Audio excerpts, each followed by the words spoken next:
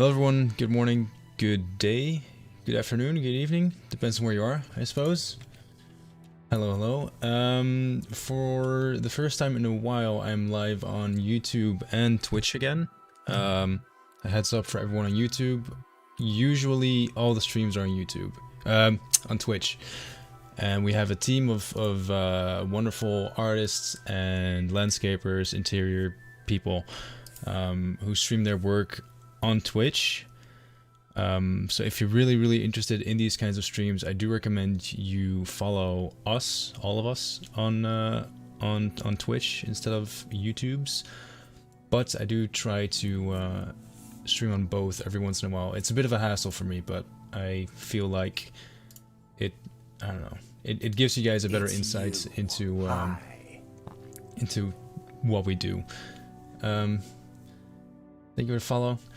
Today I'm gonna work on a vampire lair. Well, it's a vampire hideout related to a quest that's located underneath Skingrad.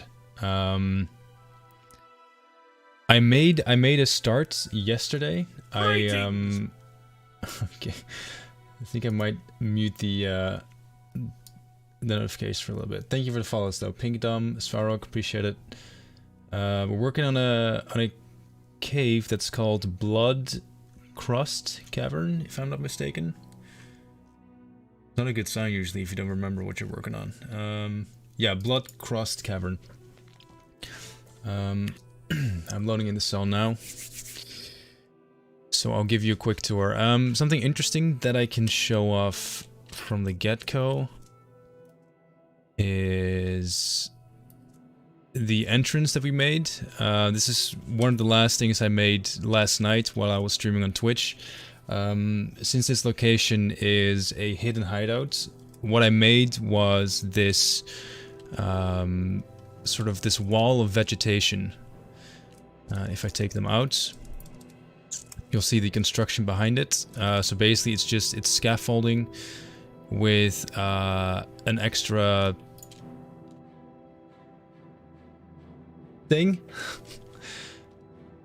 which I figured the vampires could throw some dirt on, plant some bushes, and as a result you get this nicely hidden entrance into their dungeon, because obviously they want to limit the amount of people that find and come into their lair. So I thought that was a really cool start. Other than that, we haven't really done much yesterday. I worked a few hours on the layout, and we're going to start working with that. This is going to be the main hall. I have some cool ideas for that. What I'm going to try and do today is create this location and the main hall. I want this to be a body pit, since it has a nice shaft right above it. I'm going to make a big kind of a pit where they burn all the remains of the people that they have killed and, well, relieved of their blood. This will be the main hall.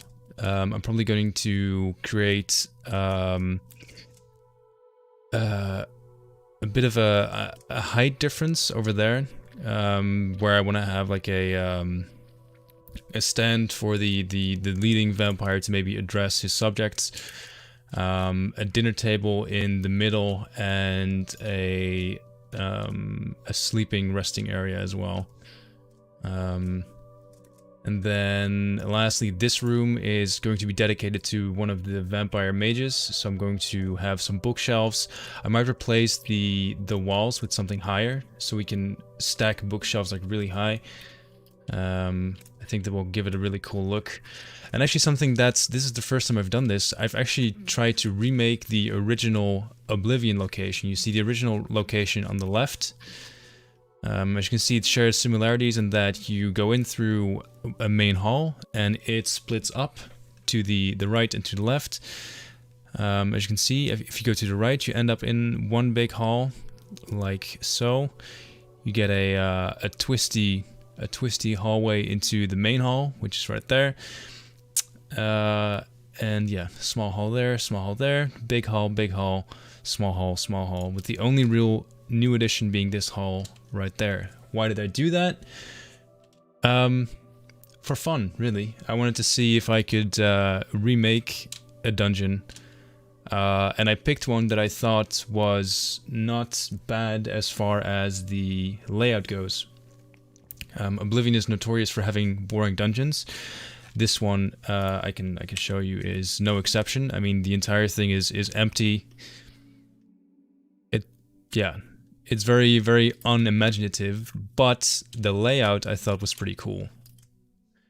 So we're just gonna keep that. I'm gonna use the little inspiration I can from this, and other than that, we're just gonna make something cool ourselves. I think at the very least, the start is pretty nice. I really like the hidden entrance. So that's a good start. We have a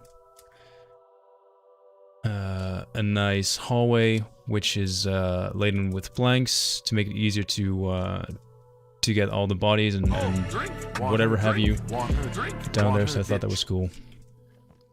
And yeah. Now comes the fun stuff. Alright. So my my first idea, and you'll have to forgive me because I kind of came up with this last night while I was trying to sleep. What I'm gonna do is I'm gonna fill this area with dirt cliffs and leave the middle open. Actually, talking about that, I think I'm going to move all of this a little bit more to the center and move you over there. I think that works better. So what I want to do is I want to have basically a centerpiece that's a bit lower than the rest of the cave, which functions as like a giant fire pit that they just throw bones into. The way I want to do that is by placing down a bunch of dirt cliffs to kind of create such a height difference. Okay, that was my intro. Thank you. I'm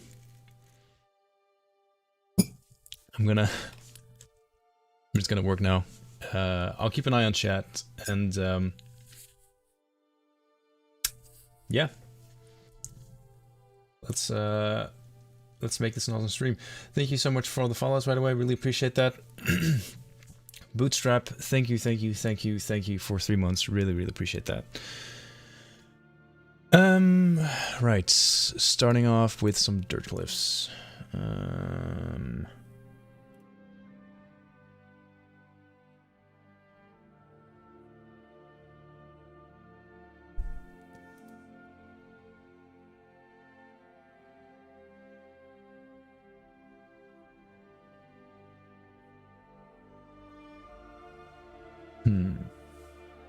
Blue Pulaski, thank you for the follow. I think what I'm going to use is these ones. They look pretty decent. Oh, drink water, drink water, bitch. Cheers.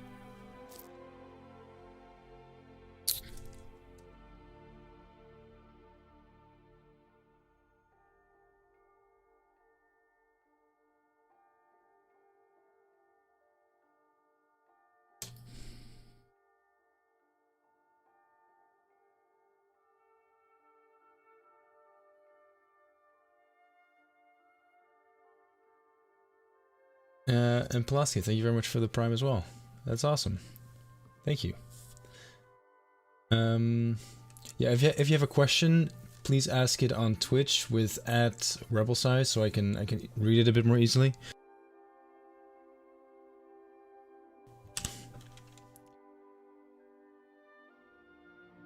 Okay, let's see, what other cliffs do we have which can make a good fit.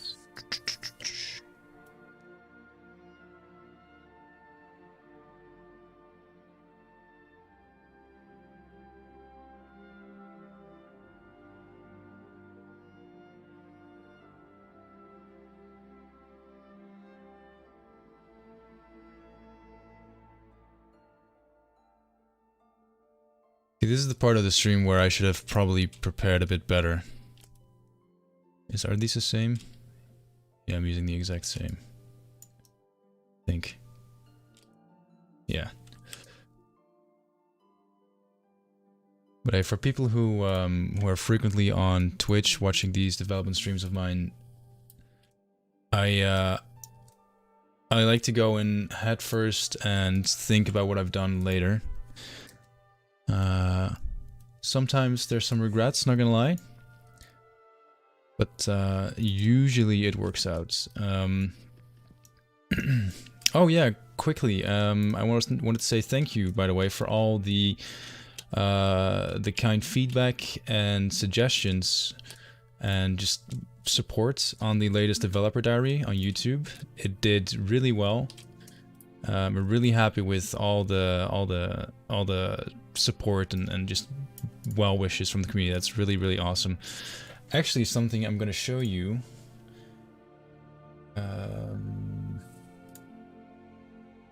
That we changed thanks to your feedback, which is this. Let me share my screen. Footage. Desktop. So this was our landscape as we showed it in the developer diary. And a lot of you provided us feedback about colors and how it was not blending well, which totally fair. It wasn't. It was simply not something we had looked at closely with all the other things we had on our mind. So we decided to take a good look at it, and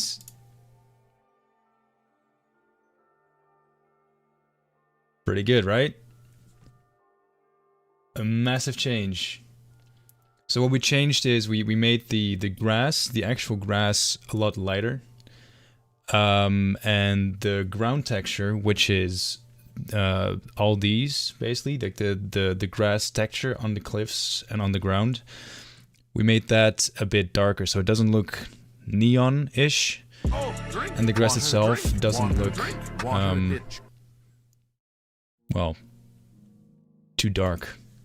And what we came up with is something that blends a lot better. As you may notice, we're also adding a bit more flowers into the mix. Not saying this is final, but it's already a massive improvement. So, yeah, that's why I want to say thank you, because it's thanks to your feedback that we can make changes like this, which are relatively easy. The person working on this is the Ludist, and he was waiting on the new internal merge anyway, since he is one of the landscapers. He was out of work for a little bit, so he took it upon himself to work on some of these grasses, and I think the result is absolutely fantastic. Ooh, on that subject, the Ludist actually streams on Twitch himself. So if you want to, I highly suggest you give his channel a look. If one of the Twitch moderators can give him a shout out, which is the command for that is !SO and then Deludist. I guess that's his username. That'd be great. Thank you.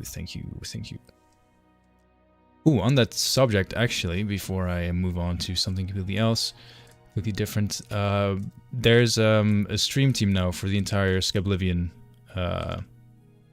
development team, or well, anyone who streams on Twitch right now. It's the Adventurers, it's the team I'm in below. I highly suggest you give all those guys and gals a follow.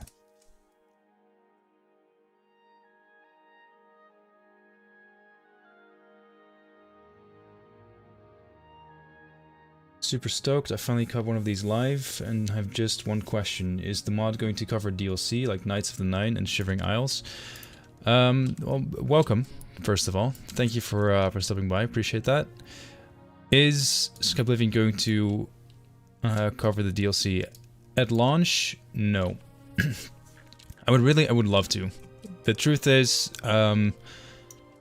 we have to make some decisions at some point.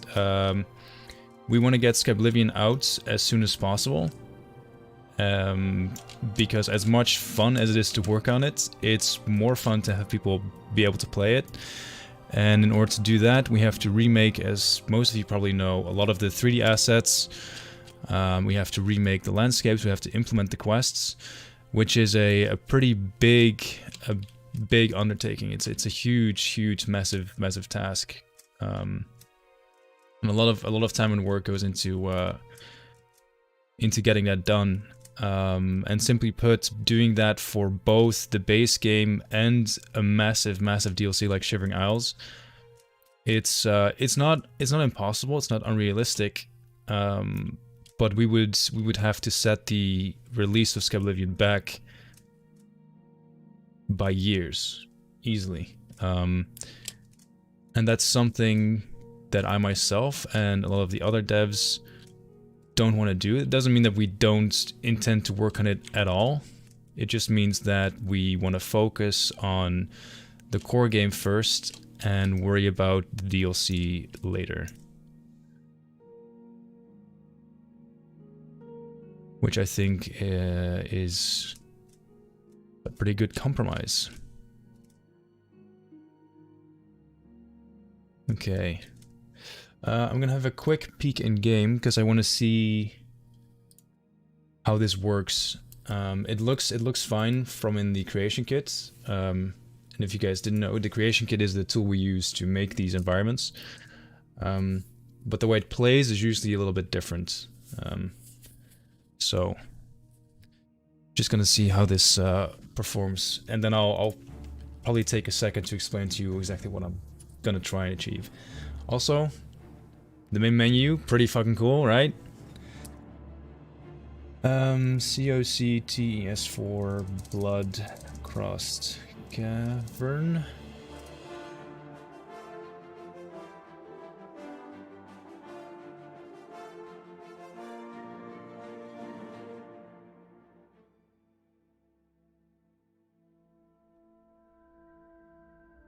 Did I save? I wonder. Also, in the developer diary we showcased some of the UI, but you probably haven't seen it in proper action, so here it is once again. It's not done, obviously, but it's looking pretty nice so far. Actually, as of yesterday, oh, I did save, cool. As of yesterday, we have a new developer who's working on our UI on the team, so that's great. Okay, so the one problem I do have is that the ceiling is is pretty low. So what I might end up doing is I might take out all the ceiling pieces. Zvobislav, thank you very much, really appreciate that. Alert sounds don't work. No, I disabled them because it was being spammed by all the follows. Yeah, I like the layout. The problem is that the ceiling is too low. Unless I lower this, which I can probably do, to be honest. Drink, water, drink, water, drink, water, bitch.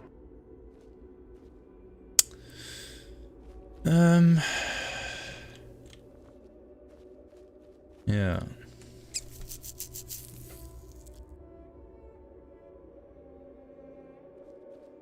The solution to this would be to use a freeform approach instead of a pre-made hall, which would also be more work. Essentially what I would have to do is rip out all these pieces, all those pieces,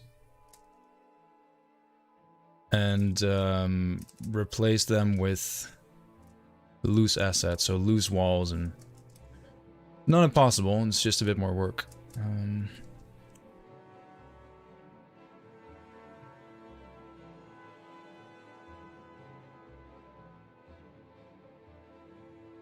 500 people on YouTube. Awesome. That's really cool. Thank you. There seems to be a lot of cool Elder Scrolls stuff in your room. Any chance of a small tour? Oh yeah, sure. A framed picture of Todd Howard. A framed picture of me and Shirley Curry. One of the... It's confusing. One of the Skyrim lore books. Another lore book hidden behind a cushion. We have my my Skyrim helmet. A bunch of Lord of the Rings books. Skyrim cookbook. This one is pretty cool, actually.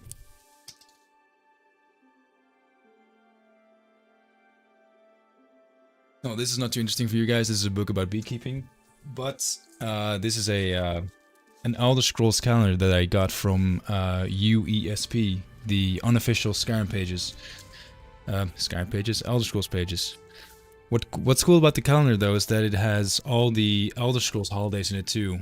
So, for instance, February 2nd, which is in 2 days, is Sheer Gorath's Summoning Day. See? So that's pretty awesome. We have Oblivion map.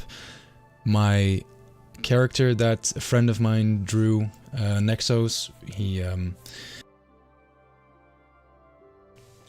sorry. He's a concept artist and he made that, which is really cool. We have the Adoring Fan, the Oblivion Heart, Lord of the Rings map, and a Dunmer, a tribal Dunmer portrait, which was made by the same guy who made that. And if you want to get really extreme, I have one more piece of art.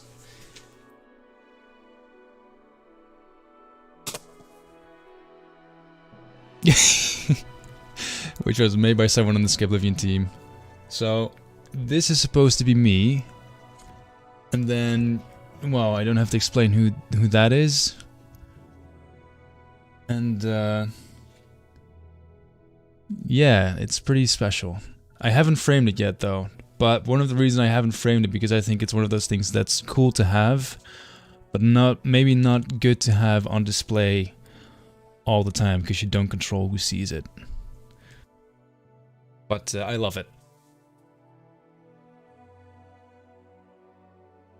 That concludes the quick tour.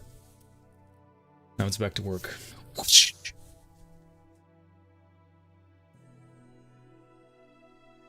Is it possible to use an existing character in the mod, or do we need to create a new one?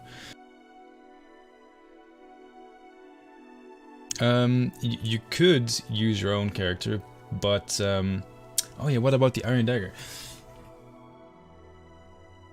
Okay, the coolest thing I haven't even shown yet. This is a real-life Iron Dagger that was modeled after the Skyblivion Iron Dagger. I can actually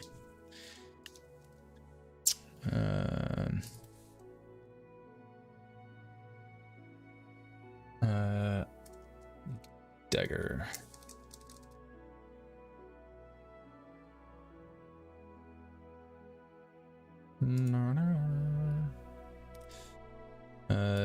Ebony dagger, iron dagger. There we go.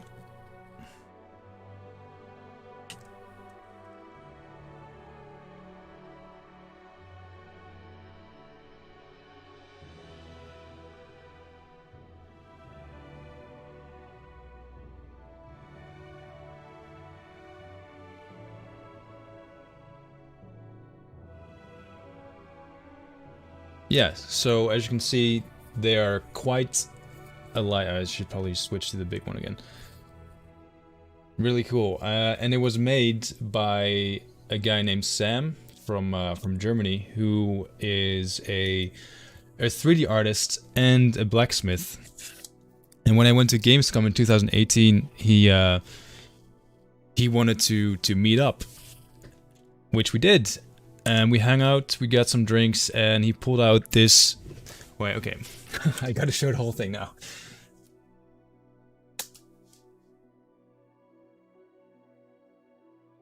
He pulled out this massive box in the middle of a terrace, which contained the dagger.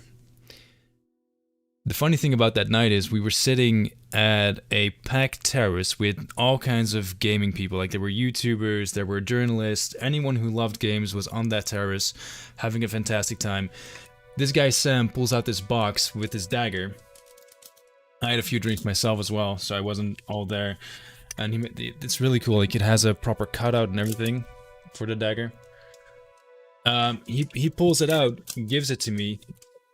My jaw is on the floor, obviously. But everyone is kind of like, what the fuck is going on there? Oh, the dude has a sword. No, it's a dagger. Can I hold it? And I'm like, yeah, sure, here. And before I knew it, that dagger was going, was going around the terrace with, not too far away, you know, just a regular cop patrol walking by. Didn't notice it, luckily. But, yeah, in hindsight, it was a lucky break that it didn't get confiscated right then and there. It was a fantastic night, though.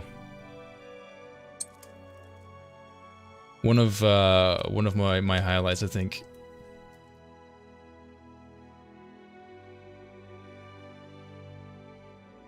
So yeah, that was the collection of stuff that I have collected over the years.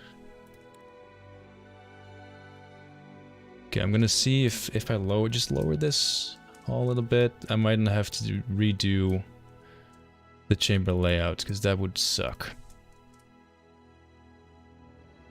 Iron Dagger is beautiful. Thank you. Yeah, I think so too. Sam did a fantastic job.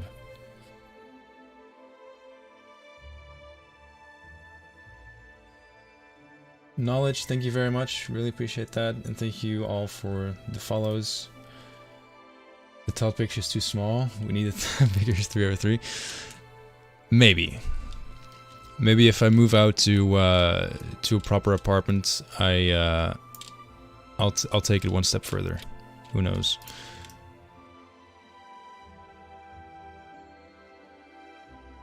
Okay.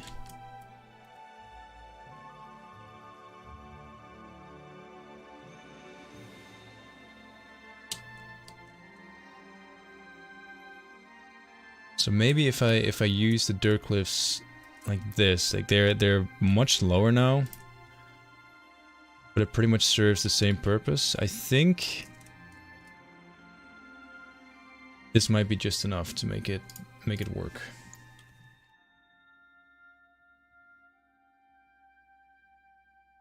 Yeah, knowledge dropped a prime, which is really awesome. Thank you. Enjoy the emotes. Mustang, thank you for the follow as well. Okay, I'm gonna have a quick... I saved, right? I hope I did. Gonna have a quick look again to see if I can get on top of the cliffs or not. I think I can actually continue.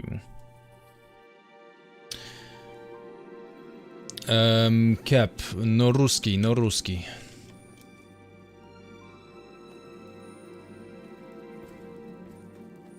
Okay. Yeah, this is sweet. Even high elves should be able to get on top of this.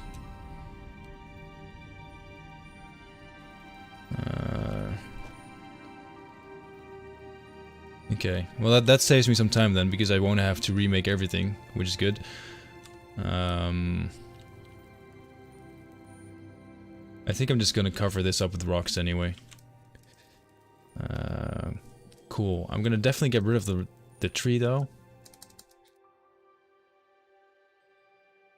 Will weapons stay broad like Skyrim, or will they be remodeled to be more realistic? I can show you quickly a few of our weapons. Our weapons are remade and redesigned from scratch. Another good example that might be better than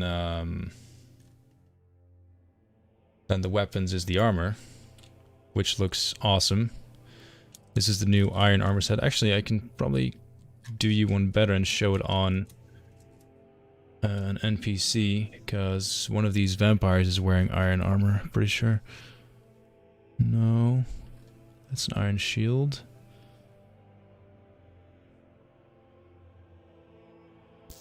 Oh, maybe I was wrong. Yeah, I guess I was wrong. Oh well. Okay, iron weapons then. So I'll get rid of you.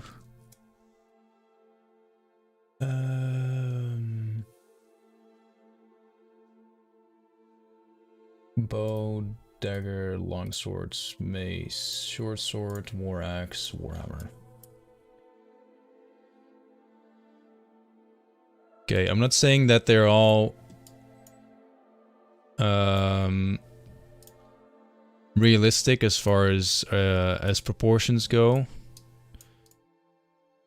but I think they're a lot better than they were in Skyrim, especially than they were in Oblivion. Oblivion was more like an MMO as far as the weapon designs goes. But yeah, this is really quickly the new iron weapon set, to give you an idea.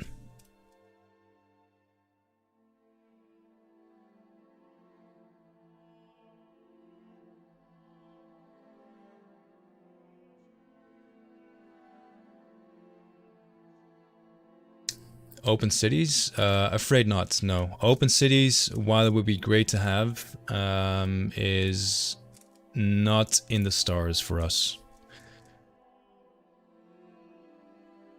For a few reasons, by the way.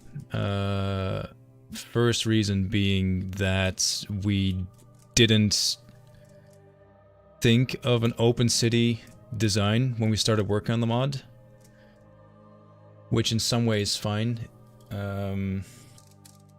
It's not the end of the world, it's just that we would have to go back and redo things, which I am not a fan of at all.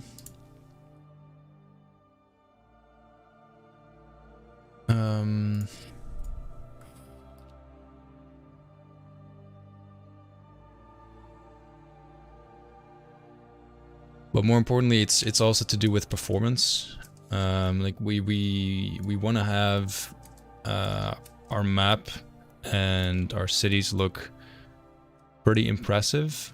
To get to that level of detail, we simply have to put in a lot of assets, and having an open world design or an open city design makes that a bit more troublesome as well. Not impossible, you can do a lot with occlusion planes and the like. It would just be, yeah, even more of a hassle than it already is. But hey, maybe someone will make a mod that makes our cities open, who knows. As soon as Skyblivion is out, you guys are free to do with it as you see fit.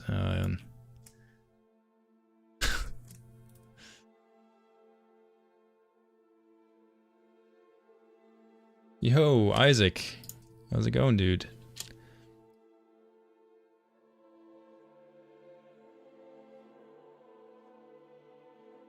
Alright, so this was my idea.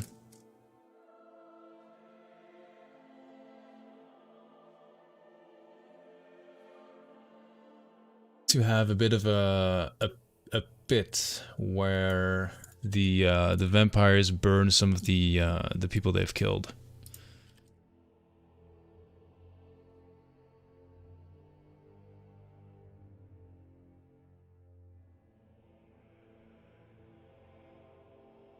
Really appreciate that, Isaac. I wish that next time you just said hello, and I would really like to just give that to you instead of you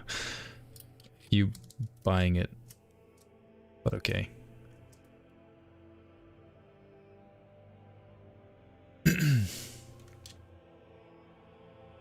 All right.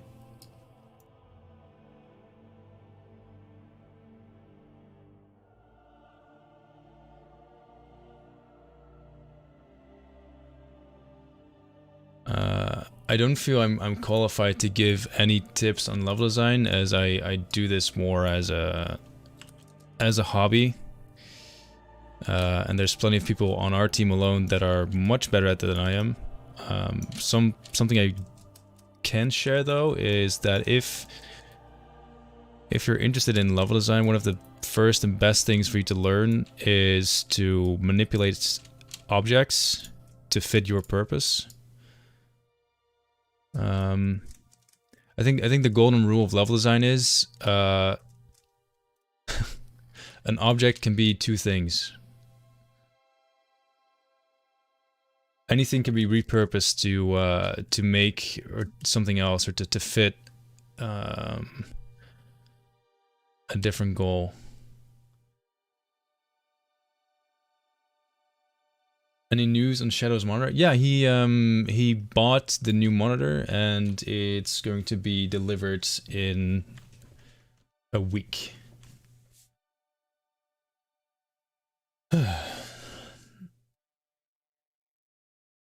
Another person I have asked this question before, but do you think Skyblivion will be Skyrim VR compatible?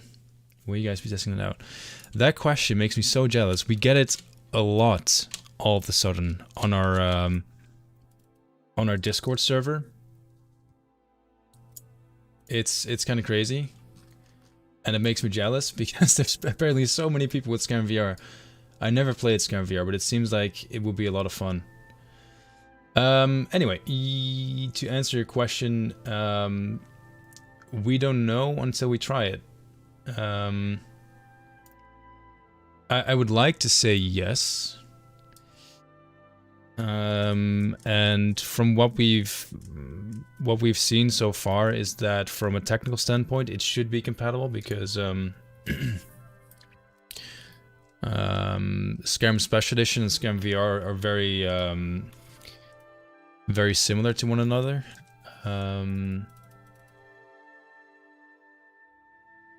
We have at least two guys in the team with Skyrim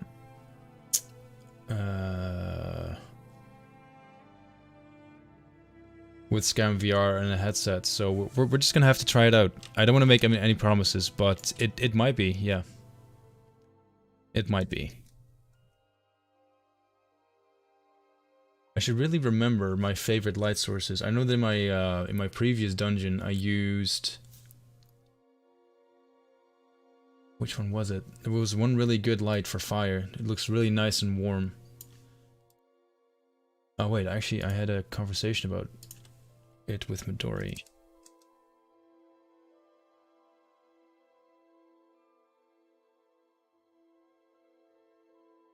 Thank you for all the follows, by the way.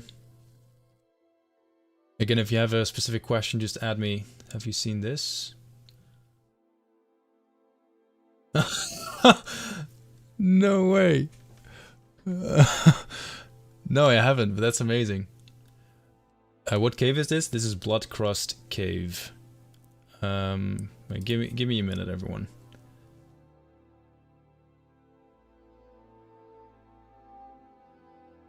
Yeah, I think one of my problems with streaming while working is that I slow down a little bit because I'm trying to multitask.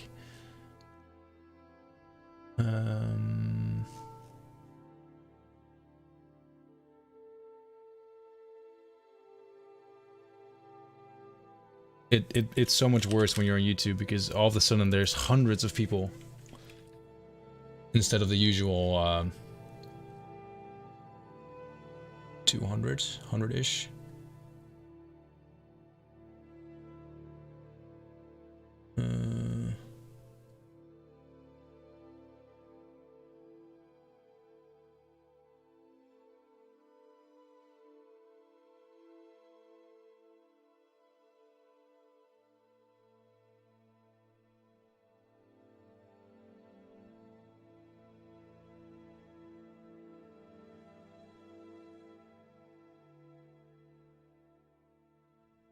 Coffee, thank you very, very much. Really appreciate that.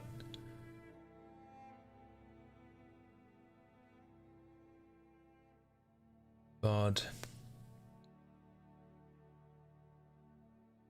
Windhelm lights. Okay, Windhelm, that's the ones we're looking for.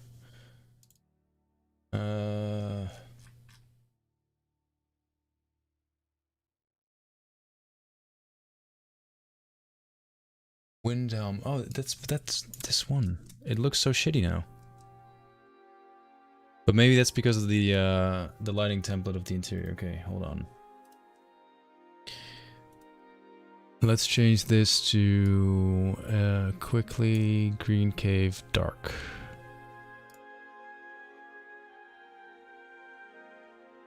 No, that looks terrible.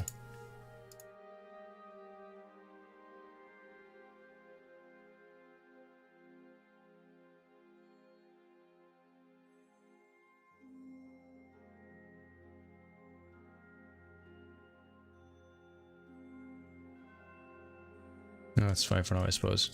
All right, let's not waste too much time on that. I'll work on a lighting template in my own time.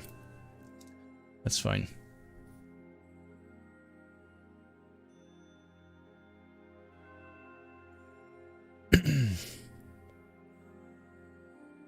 All credit goes to Alex. Wait, really? Alex made that as well? Alex is a fucking champion. Alright, the new window that just popped up is the opal. Now you might wonder what the hell is an opal. An opal is an object palette, which is a pretty nice tool that we have in Skyrim. Let me put it somewhere where it's not too obscuring. It's basically it's a quick selection of assets, which allows you to more easily place down things without having to look through the entire list. So in this case, the quick selection was made yesterday. So if you really want to know how you make this, I suggest you check out that stream. For now though, let's just worry about getting everything set up. So like I mentioned before, what I wanted to do for this fire is to make it kind of like a pit where they simply burn anything human. So let's do that. Also, I'm going to enable Havoc so that these kinds of assets immediately drop down. Saves me some time.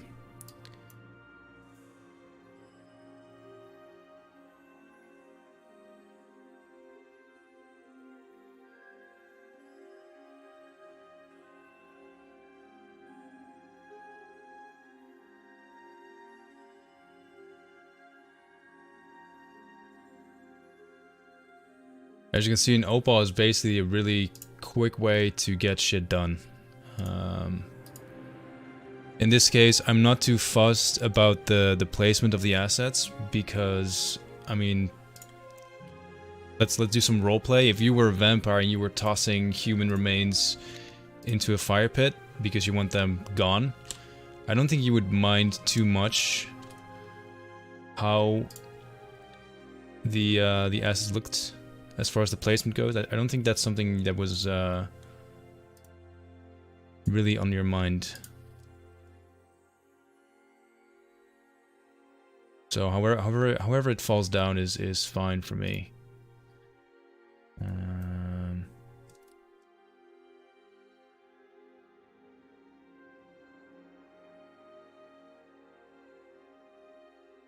Right, I think that's probably enough bones to get the point across that they are burning people down there. Although, let's add one more foot, not the static one though. Or a hand, that works too. One more arm bone. No, you know what? There's too many arms and too few legs. Human leg. There we go. Can never have too many legs. And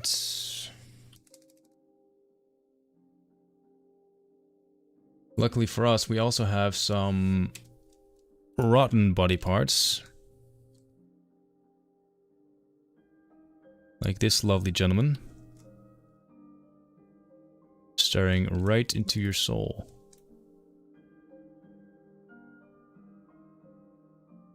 Lovely.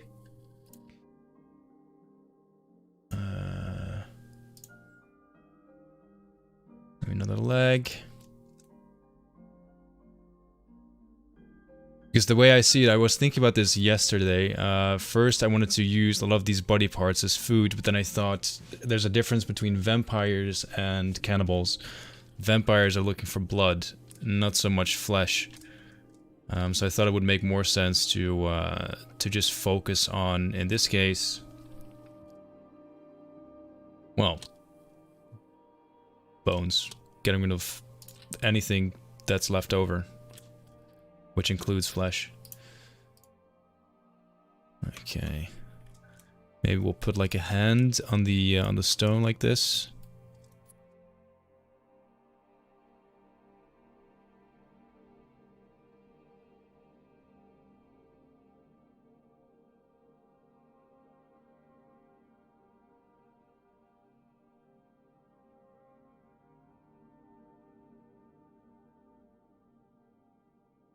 There's some clipping there, but who cares?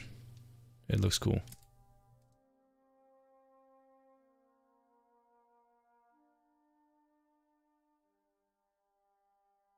No. Oh, that's pretty gnarly.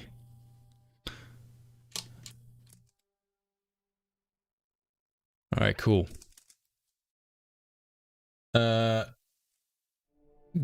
Gladimus, thank you very, very much. Really appreciate that.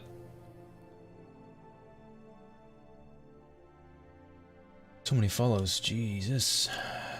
Will we have more magic in Skyblivion? I mean, you will have all the magic that was in the original game.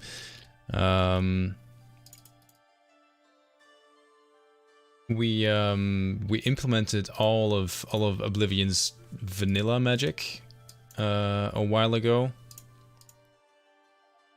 And we actually have someone on the team as of yesterday who will be in charge of implementing spellcrafting. They already made spellcrafting for Skywind. So it's simply a matter of doing the same thing but slightly different.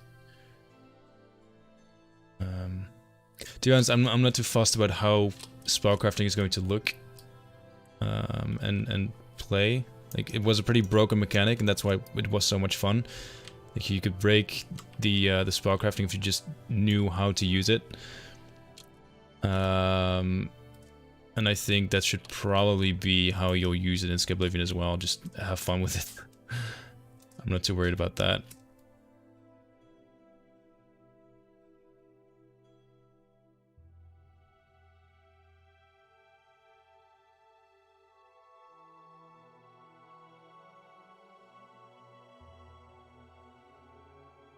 It was kind of funny that out of the blue they just sent a message on our Discord server last night saying something along the lines of, hey, I have some extra time, do you guys want spellcrafting? I was like, yes.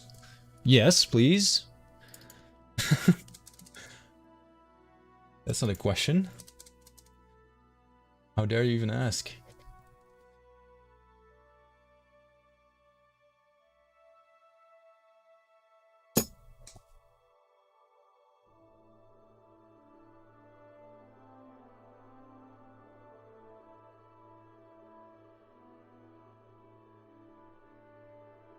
Yeah, that's pretty exciting.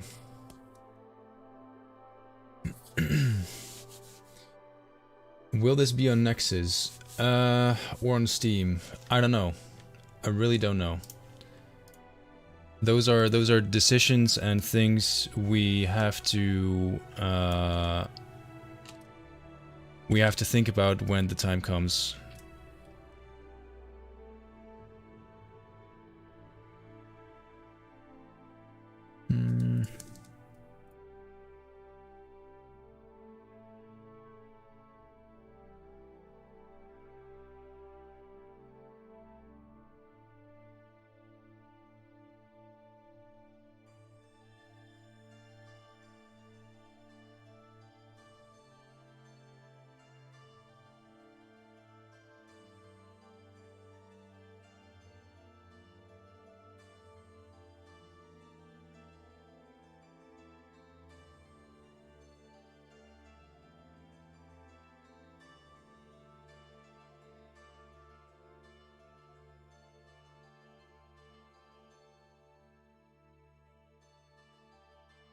Reladan, thank you very much.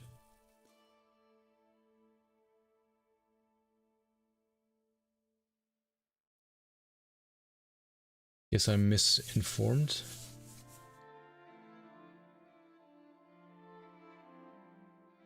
How do you mean? What's up?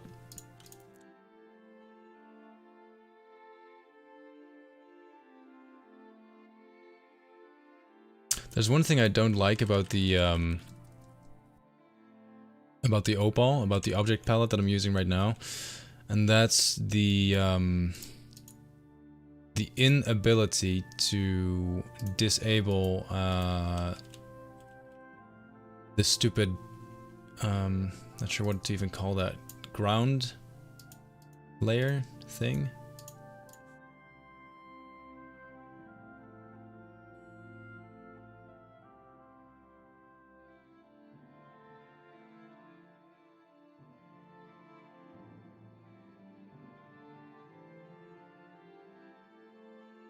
Also, I know that some of these areas look really crappy right now. I promise it'll get better.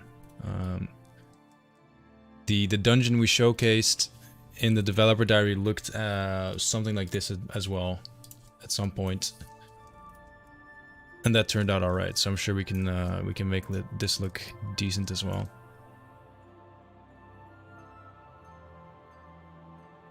Thought it's definitive that Skyblivion was going to be a Nexus. Well, the Nexus people said they would give us our own Nexus page where people can upload their mods, and we'll have like a central hub for any modifications. So that's confirmed. But whether or not we can release on the Nexus really depends on a few factors, like how big Skyblivion is going to be, and it's hard to answer that when we're not even close to releasing it. Well, not close, relatively speaking, anyway.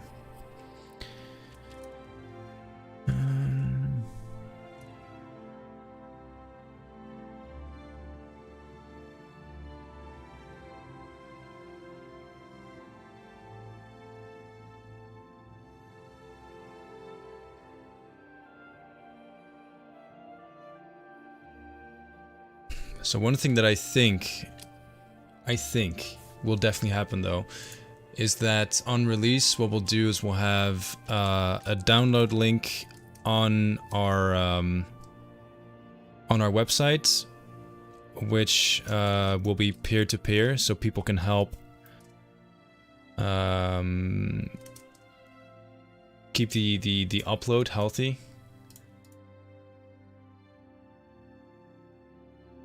I would quite like a peer-to-peer system, I think. I think that would be good.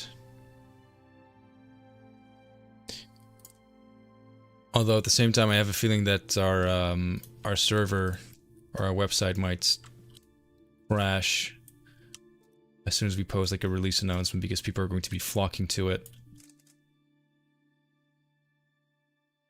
And quite possibly overloading it, but hey, we'll cross that bridge when we get to it.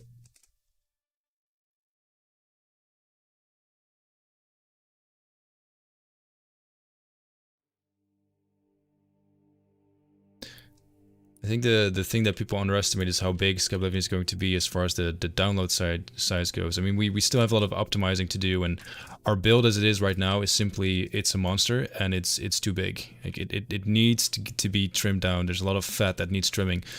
There's a lot of unnecessary 4K, 2K textures that we simply just need to get rid of. But even then, the final download is going to be pretty big, I think.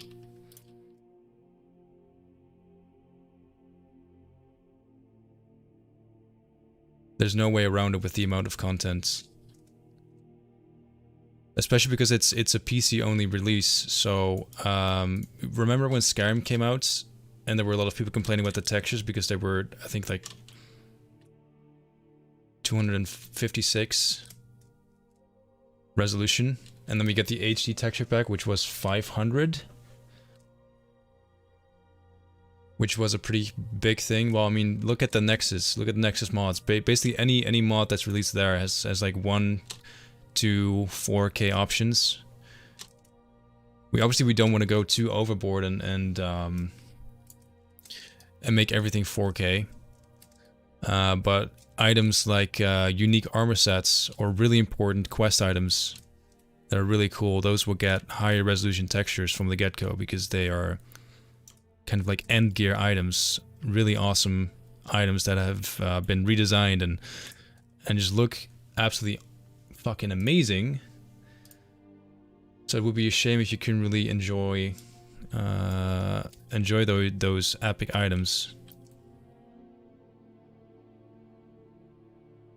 the way the artists intended them. So stuff like that will have slightly higher resolution textures. Alright, that's fine. Okay, so slowly we're getting somewhere.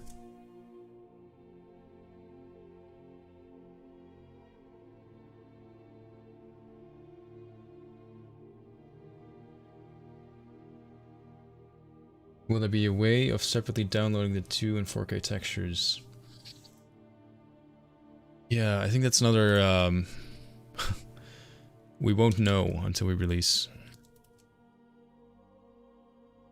I would like to give people texture options. Because not everyone's running the same system. That everyone has the same bandwidth. Right now, what we do is we always save resources. So if the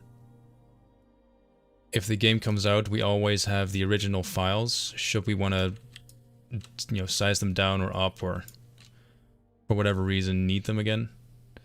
You can also downsize textures en masse. Luckily, there's tools for that. So either way, I think we'll be fine, or you guys will be fine. We'll do our best to give you as many options as possible, but at the same time, adding all those options also costs us time and effort. So the less we have to do, the better, and that's why I'm also going to be relying to some extent on the modding community to simply work on some of these easier features like downsizing textures and creating compatibility patches for the most popular mods. As much as I would like to make sure that all the mods run well, it's not my problem. That sounds really harsh. But we already have so much work on our hands that it's kind of unrealistic to expect us to make compatibility patches for all the big mods as well.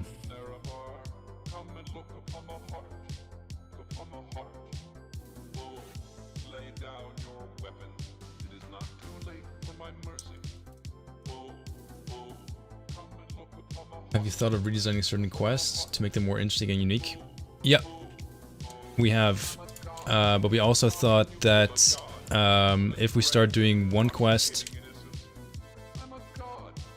we're gonna start doing a whole lot more of them.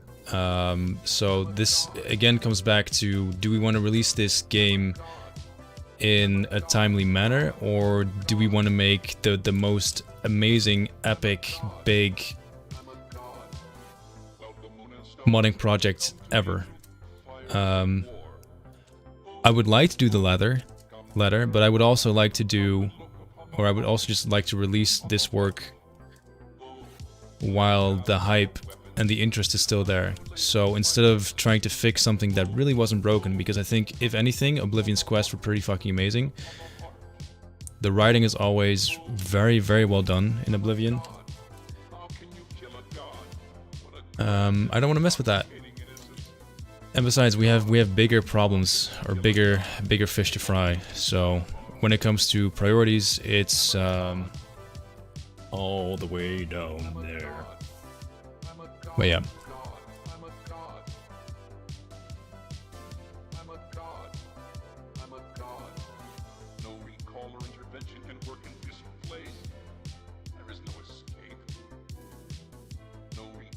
What I'm doing right now is I'm trying to make the cave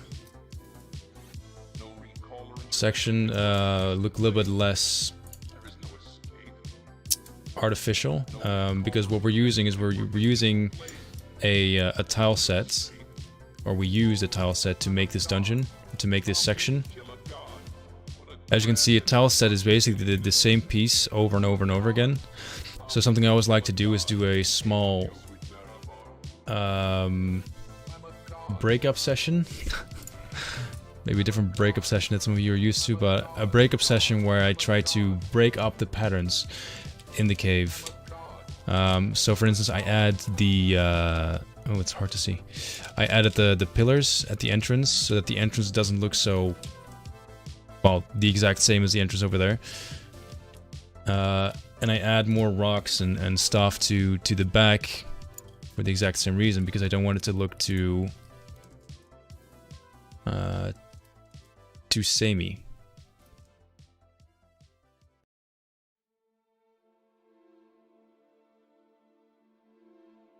It's a small thing to add, plus it's kind of nice for me because it gives me some time to think of other ideas for the different parts of the dungeon ahead. It's weird, but it's quite relaxing to do this. To just rockify a cave. Also, I'm a firm believer in sometimes that less is more, which I want to apply to this cave as well. Well, simply put, sometimes a cave is just a cave. I don't want to overdo this section. I think this section is going to be more interesting if the player can kind of figure out themselves what happened here, what's going on. I'm going to do as much visual storytelling as I can, and the rest is up to the player. Okay, I think this looks fine. If you have questions, by the way, or if you have suggestions, leave them in the chat. I'm always open to suggestions. Would Skyblivion have spells like Sparks and Flame? Probably. I haven't. I know that all our magic is implemented in the game already, but I haven't really checked every single spell, so I'm not sure how they all work exactly.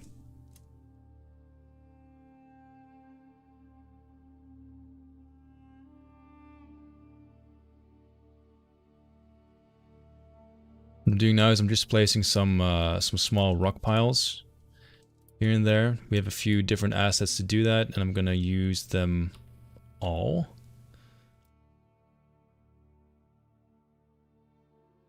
So that's that one. Which again, I'm doing for the same reason as I'm placing boulders and pillars on certain ends of the dungeons, because I want to break up the patterns. These dirt cliffs, they look fine, but they look a little bit flat and smooth. Too smooth for a dungeon or for a cave. Like in a cave, you'd expect there to be a lot of, I don't know, debris, sticks, stones, what have you. So that's what I'm trying to add.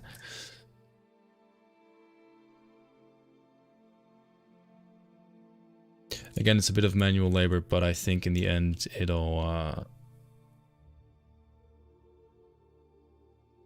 yield nice results, and that this cave looks, I don't know, kind of natural. Believable. Whatever you want to call it. In Oblivion, you couldn't recover the Bloodworm Helm and Necromancer Amulet after turning them into Traven. Will we be able to recover them in Skyblivion? That's a good question. I think that's one of those things that's really up to the quest department.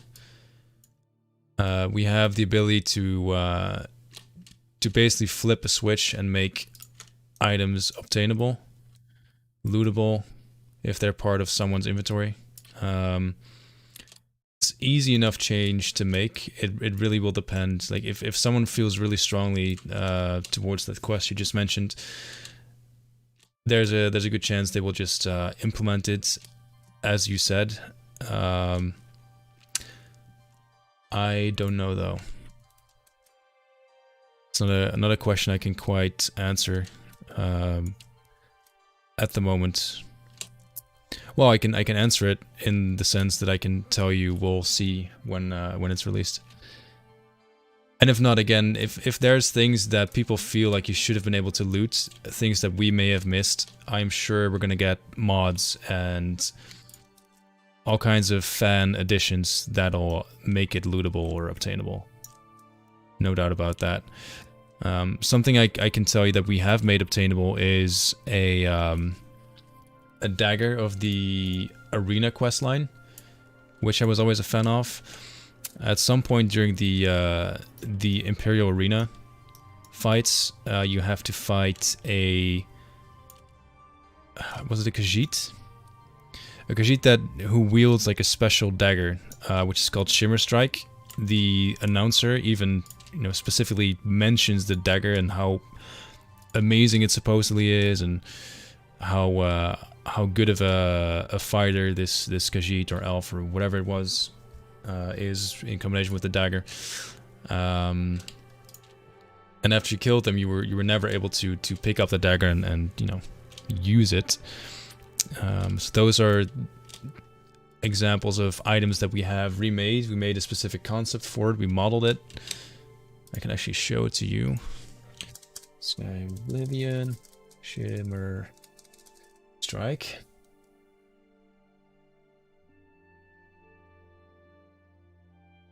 Let me change to desktop mode again. This is a really good reason to follow us on social media, by the way. But this was the concept made for Shimmer Strike, and this is the model. I think... oh, yeah, there it is. I was going to say, there should be an in-game render as well. So yeah, this is the new Shimmer Strike, which is not just an elven dagger with a unique name, but it's an actual unique item that you will be able to pick up. So... yeah, those are changes we do keep in mind. It really depends, because again, we want to release this mod in a timely fashion. As such, we simply cannot get too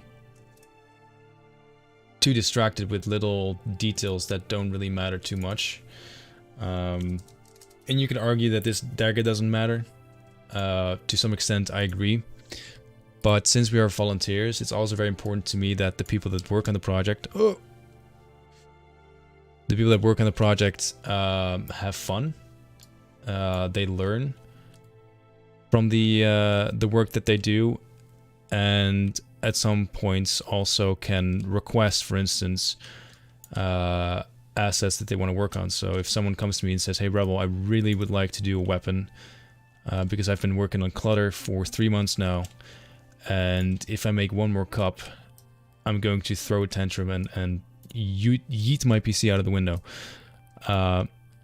which is fair. At times like that, I try to give people something that they really feel passionate about. A lot of the times that's weapons. So weapons are kind of like the special prizes that we have in our asset pool that people can work on in between big jobs. And that's also one of the reasons why we have more unique items in Skyblivion compared to Oblivion, because these unique weapons and items are really fun to work on, quite simply put.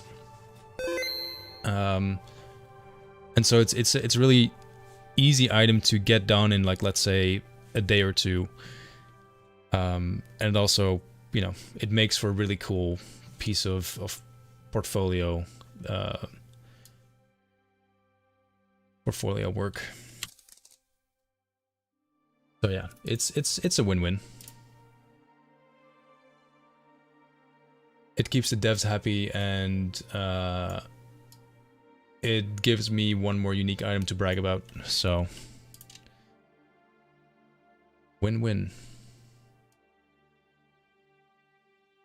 How big is your dev team? Water, drink, water, drink, water, bitch. Cheers.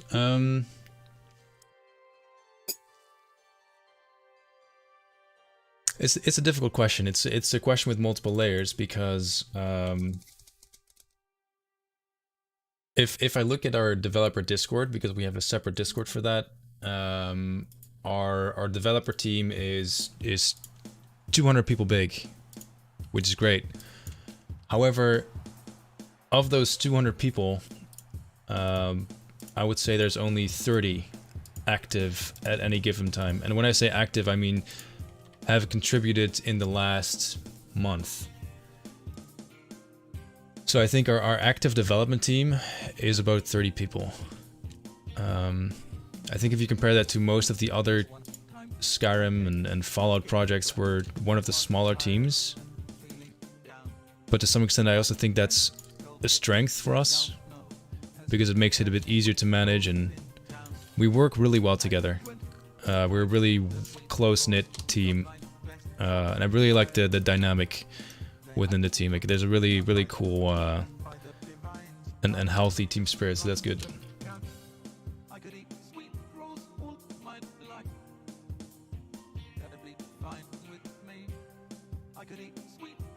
Okay, I feel like we need a body pile, like over there maybe. These guys would use the carts. I'm just gonna be cheeky and copy this cart, because I don't feel like doing too much work.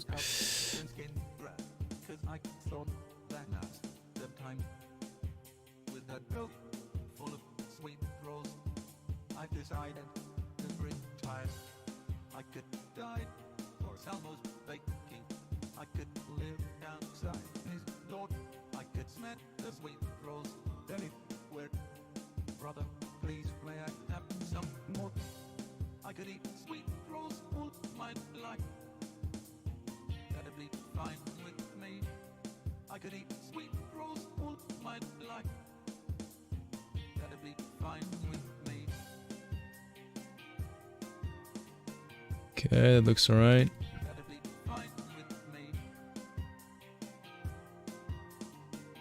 Small chance that it'll fly everywhere once I go in game, but I think I'll fill like this corner and that corner with some corpses as well, and then happy flappy.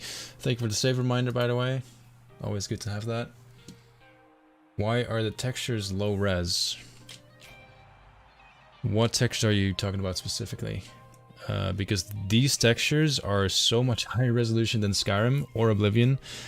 If you're 1 inch away from it, yeah, it looks pretty bad.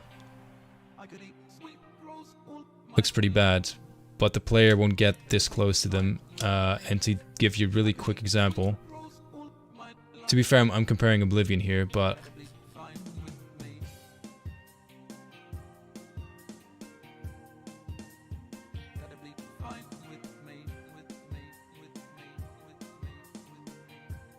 this is the original Oblivion dungeon, to give you an idea.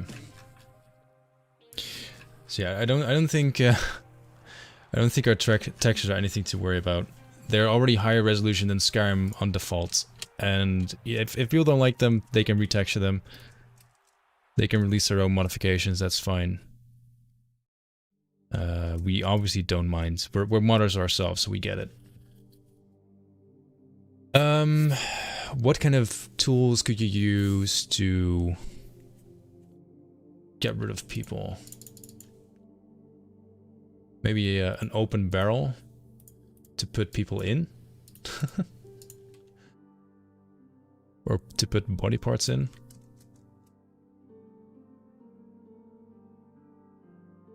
Oh, drink water, drink water, drink water, bitch.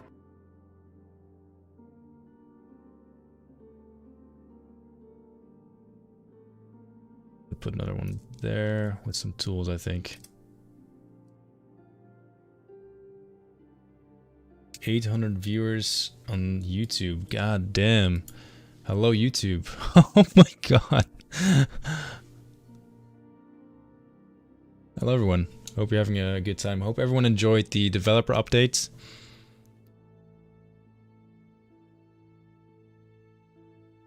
Damn, dude, you're the most dedicated modder I've ever seen in my life. That comes from YouTube chat. First of all, thank you for the kind words. I don't think I am. And we have a really fantastic, amazing team. Let me quickly share our team page.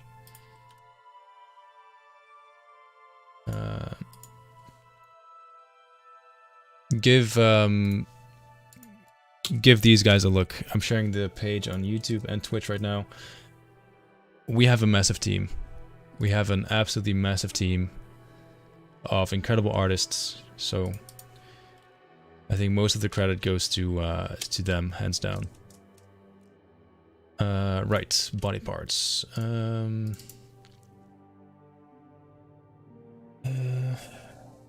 Rotten.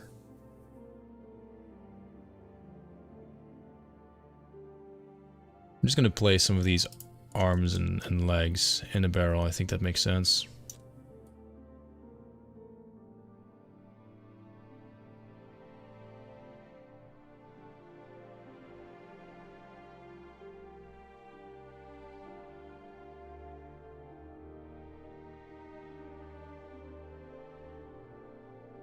We'll see, Primal. We'll see. Fingers crossed. I really have high hopes for the modding community to make something even more epic out of Skyblivion.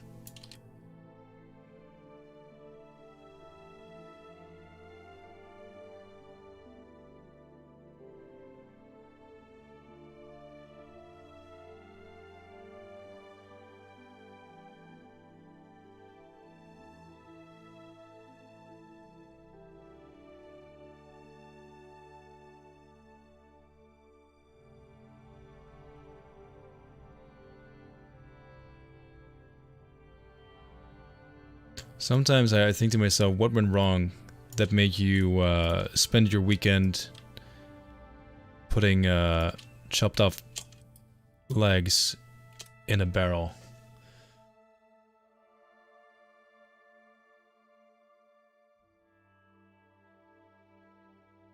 I suppose you can also turn the question around, maybe. What went so right in your life that you can spend your weekend putting body parts in barrels? Huh? It sounds a lot better when you turn it around. Will necromancy spells from Skyrim make their way into Skyblivion? I doubt it. Because it's hard to balance all the Skyrim spells and stuff like that. Will the game be released as a mod for Skyrim or a different game? No, it'll be released as a... I think as a DLC is more like it. Like it'll be installed into your Skyrim folder. It still to some extent works as a mod.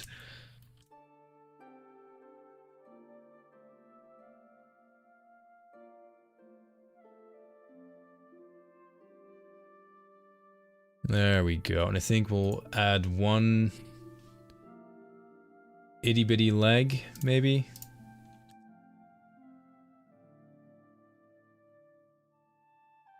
One set of bones, just top it off.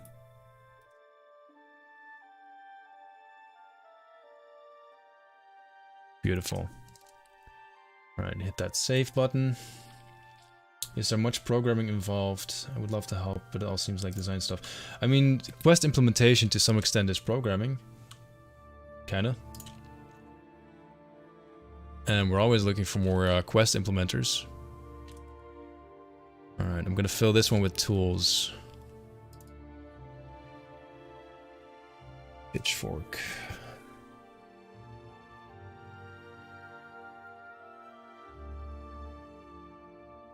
A good old pitchfork to get your body parts in the fire, right? And maybe another shovel.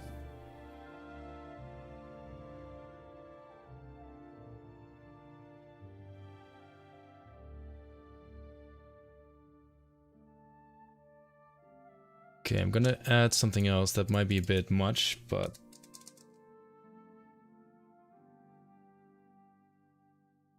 it's not the bloody rags, don't worry. I'm not that much of a softie. I think another nice touch will be a a bloody chopping block. Maybe there.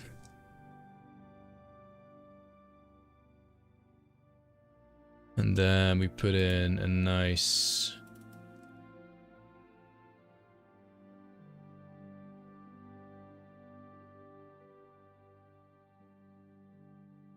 I think I'm gonna temporarily disable the the alerts.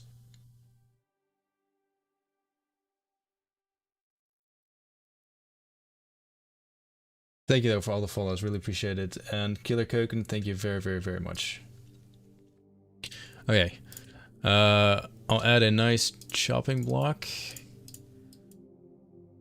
with, what shall we do? Oh, that might be nice. A torso that has all the limbs cut off.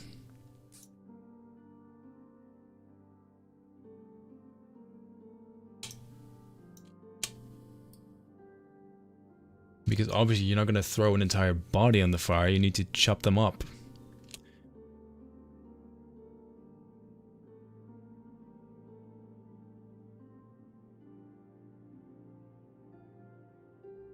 Right, and then we'll do a nice war axe. What is the game engine? We're still using Skyrim Special Edition. So what I'm working in now is called the creation kit. Okay.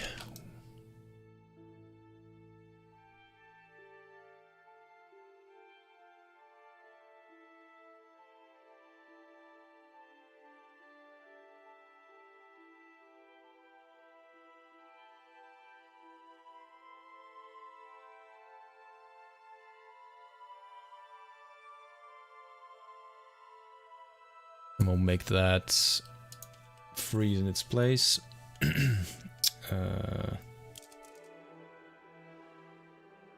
Havoc. Do we have an arm? Exactly, an arm. Oh, it's the wrong arm though. Okay, well this works. Ah.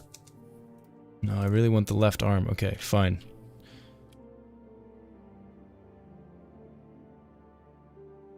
Will anyone notice if the it's not the right arm? You know what I'll do is I'll put it up against the wood. No one will notice then.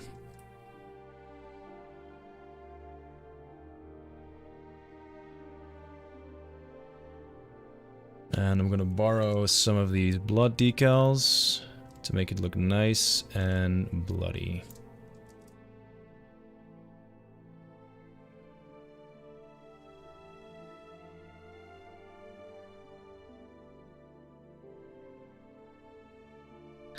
There we go.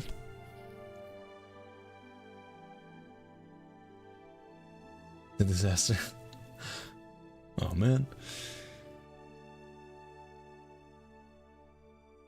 How about a corpse hanging upside down from a hook which bled out into the bucket? That's a really good idea. And I love your dirty little mind. Bleeding out, like this, if I can find it. This is going to be the main hall. All the feasting and feeding will be done there. So keep that idea locked up in that precious, beautiful head of yours, and we'll get to that after I'm kind of happy with how this is shaping up.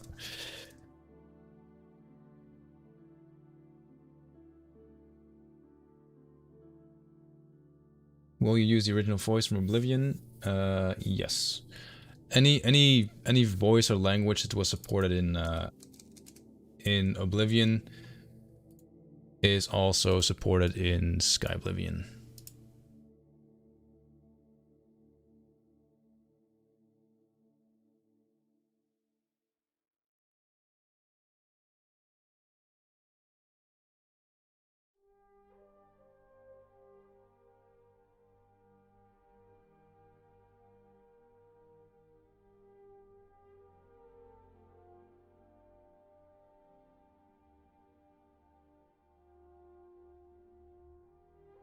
I mean, just because you're burning bodies doesn't mean you can't be comfortable, right?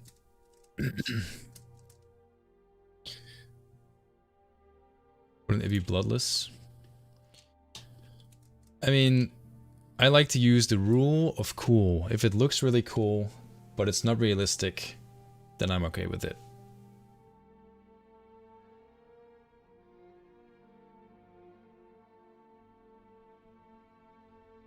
Hey Min, how's it going? The good old head on a pike. Oh yeah, I created some pikes. Yeah, I made new pikes that I could probably use.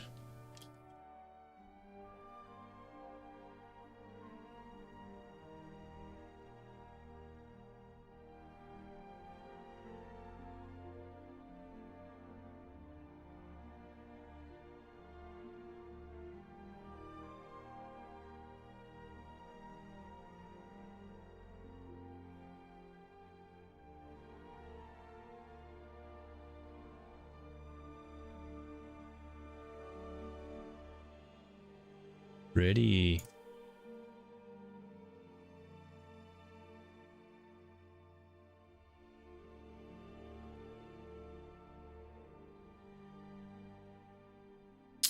All right. Any other suggestions for this room?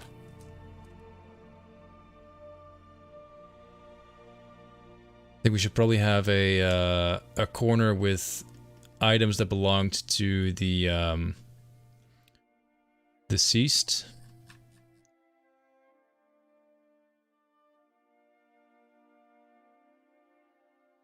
Containers to store blood. Entire body impaled into the pipe will be brutal too. Yeah.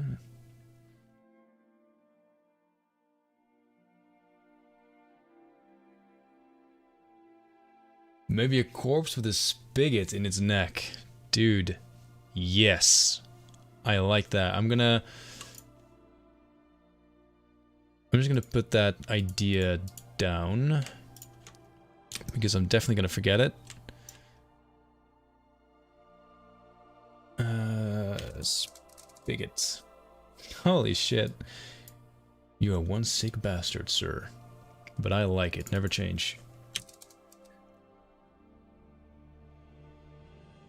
Okay.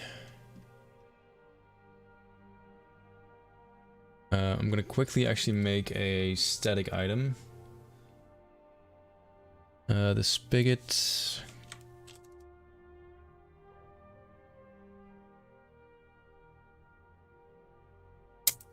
Okay, new ID. Spigot. Static. And then we'll use the spigot model.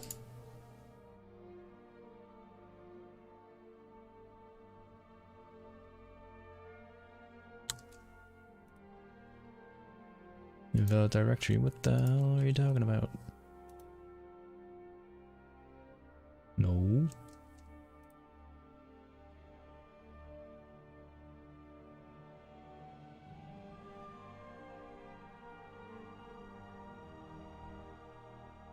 Why you do this?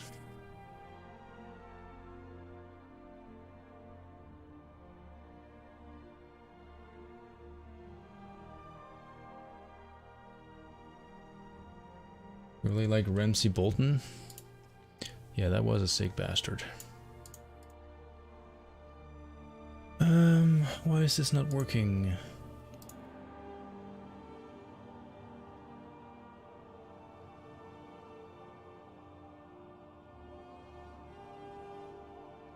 Oh, there we go. Why did it not work before? I did the exact... Okay, you know what? That's Skyrim for you. Sometimes things just don't work, even though Todd always says... It just works. Sometimes he's lying. Who would have thought? Anyway, it's working now. And, again, no clue why it didn't work before, but yeah, I'm just gonna put this here like this. I mean, which is the right way? I think it's the other way around, isn't it?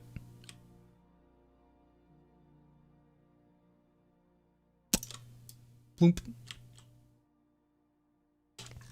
Okay, we're just gonna leave that there because I'm not working on the dinner hall, main hall room thing yet.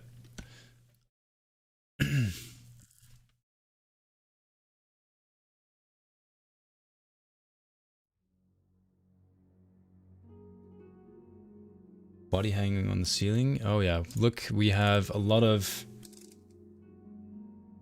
hanging hanging corpses in the opal. It's filled with them.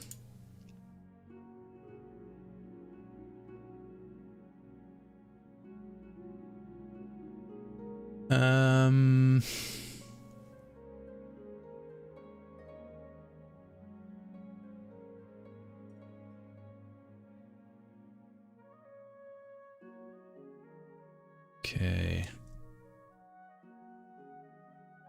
I think it's time for me to get some NPCs over here from the original dungeon.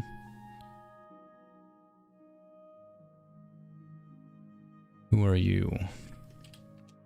I don't want to just take any NPC, like the first thing we find. Vampire spell sword. Whoops. Battle mage.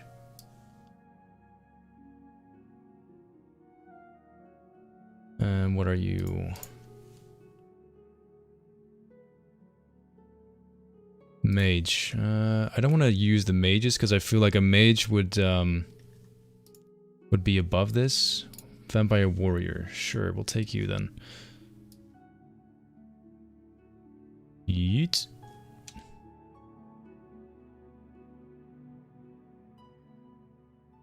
Also, really quickly, what are you connected to?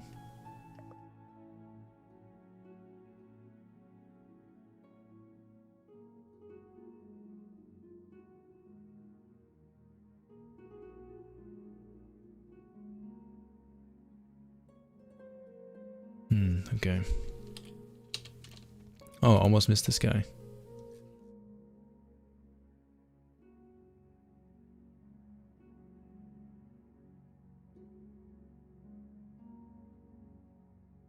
Yeah, so they're all intertwined, which is great.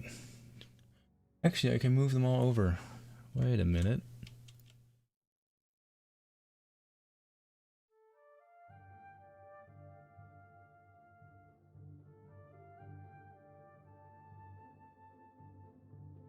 Oh no, I probably shouldn't. Okay, I'm just gonna move these two over then. Where's the other one we had? It's right there. Alright, these guys are getting corpse duty. Duty.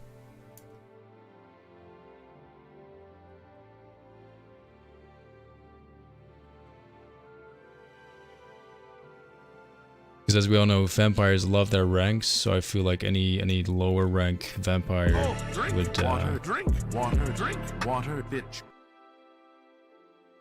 Would feel right at home down there.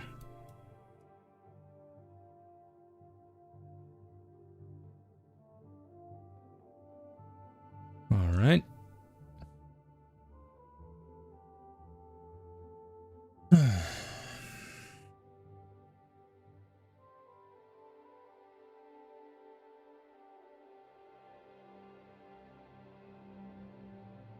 Okay. Corpse.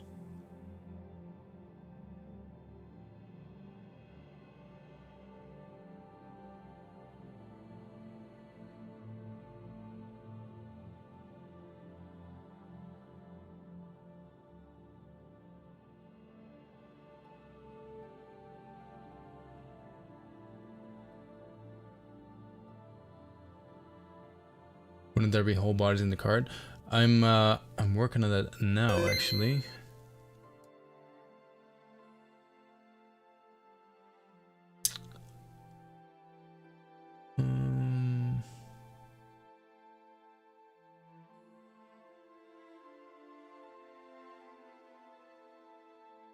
That's not the right thing.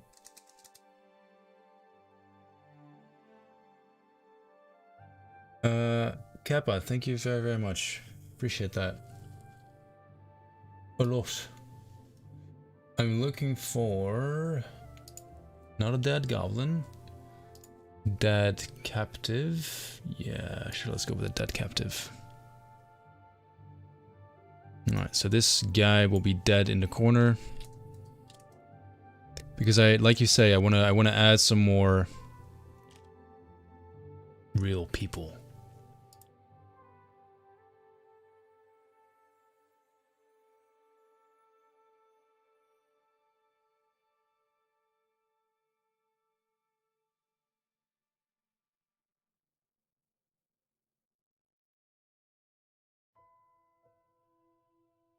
There we go.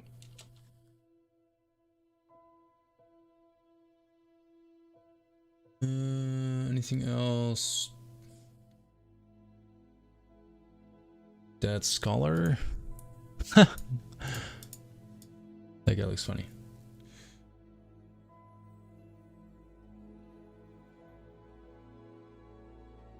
Can you tell us about a funny bug that happened during development?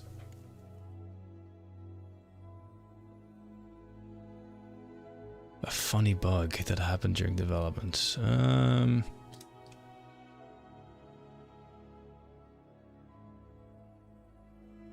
they're never funny. They suck.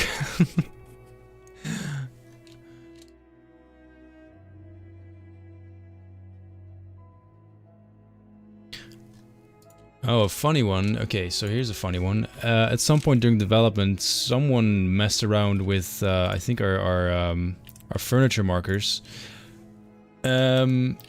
which caused all our NPCs to float when they were sitting down, and usually looking the wrong way as well. So they would float, and they would also just look anywhere but where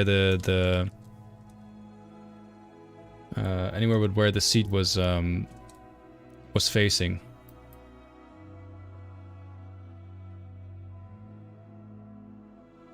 Which sounds funny, but it actually... Come on, cart, don't be a dick.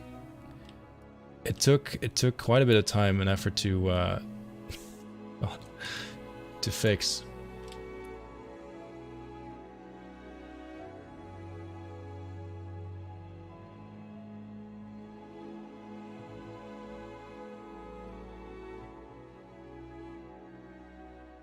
So it was funny until we had to fix it, because it was a pain in the ass to fix.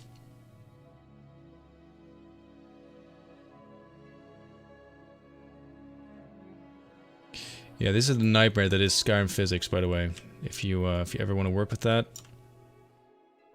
don't. All right, let's just reset. And cards. Skyrim.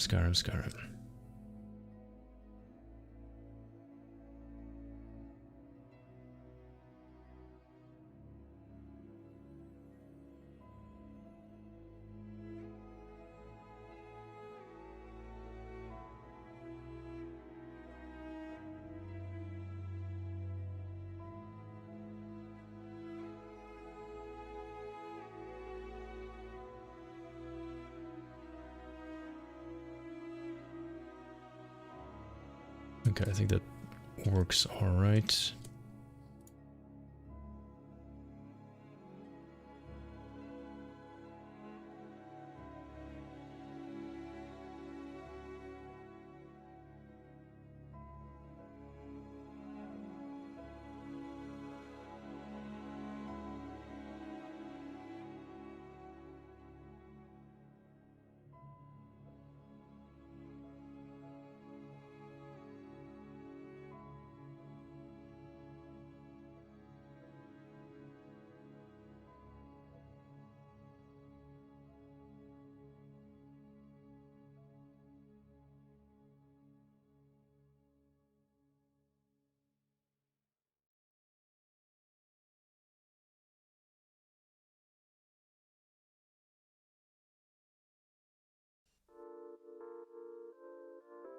How much of the graphical remake is done? Ooh, it's really hard to give you a good answer on.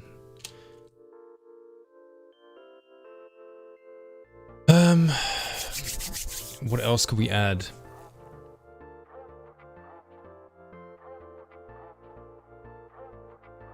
Has the prison's clothes been redone? Yes, but it's not in game. I can show you really quick what it looks like.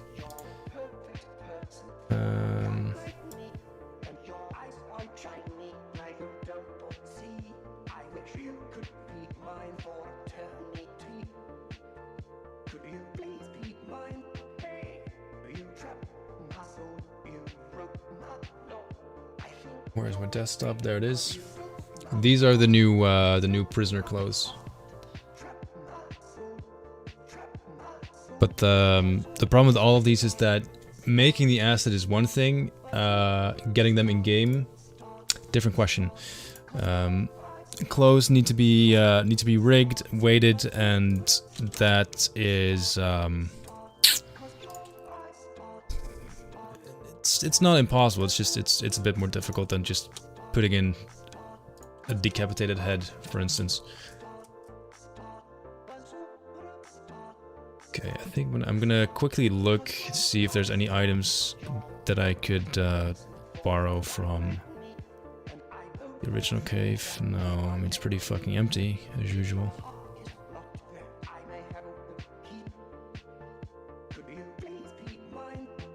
You know what, I think I'm just gonna yoink all of these.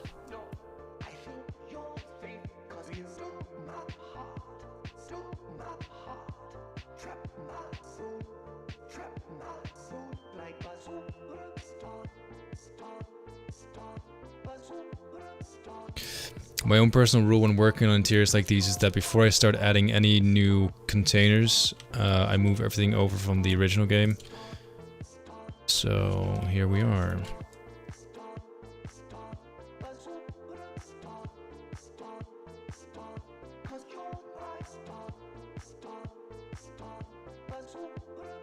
Actually, I'm going to put you on the other side.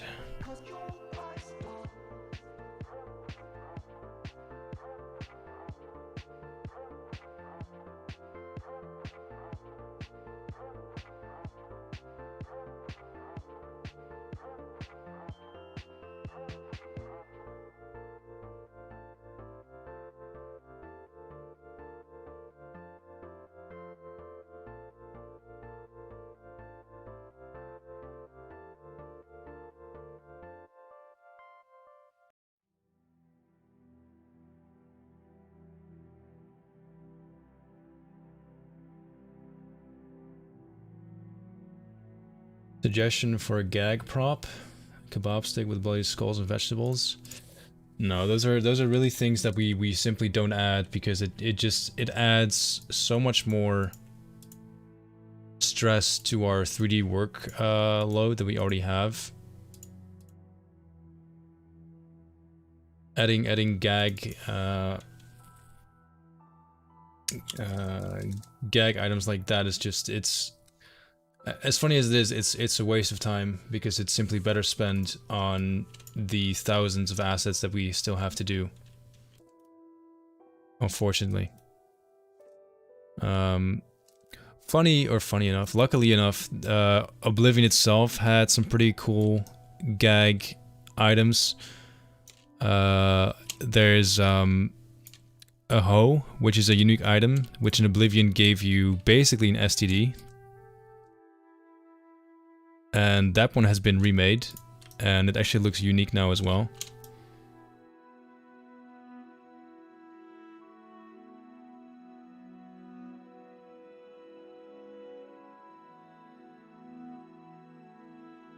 That's easier because it's part of the main game already, so we just take that and do something a bit more interesting with it.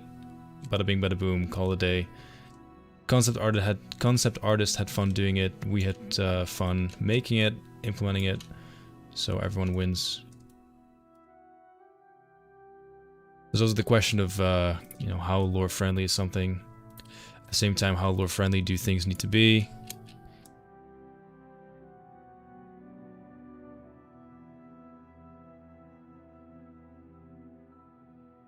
In my previous dungeon, I added an Easter egg to the Lord of the Rings. There's a dead goblin with a golden ring. But I think most people will walk past that goblin and never even notice there's a gold ring on the floor. You know, so it really depends on what you plan to do. And what you plan to add.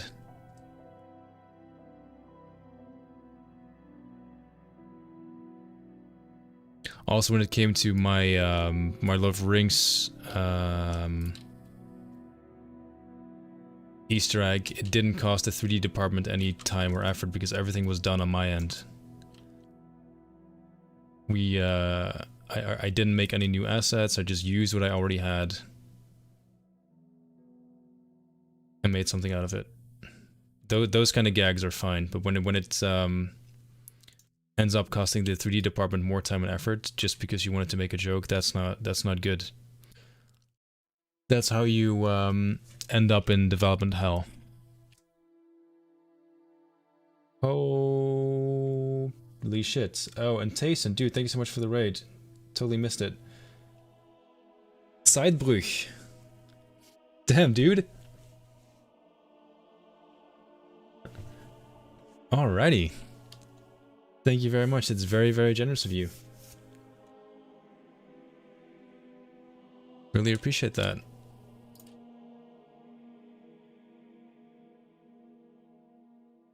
Very kind. Thank you, man.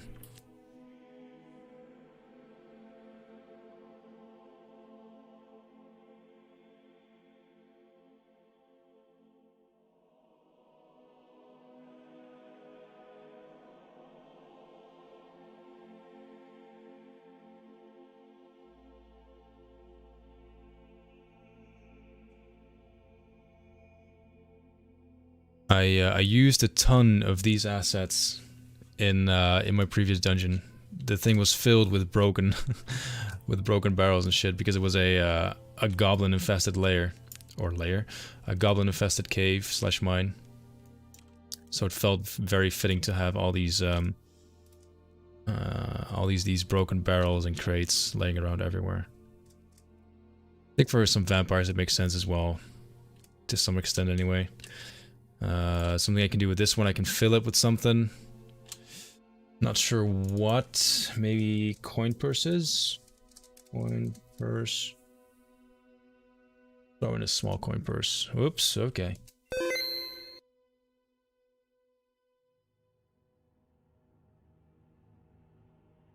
Alright, good shout. Save. Tsai, thank you again for the generosity for that sub bomb. That's really really kind of you. Thank you.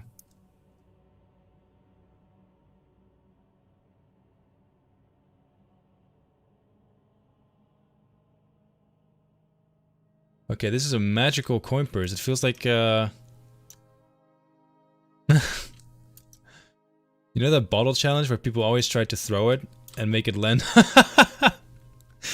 make it land on its bottom? Oh, okay. Physics defying coin purses. Awesome. I'm not gonna argue with that. And add some loose coins. Fucking hell.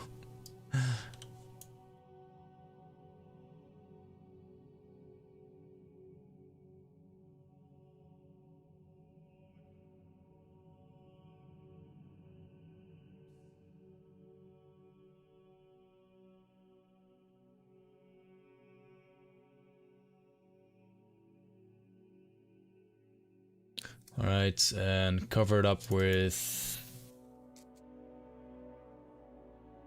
what else? What can we do? What can we do? What can we do? What can we do? Maybe a golden ring.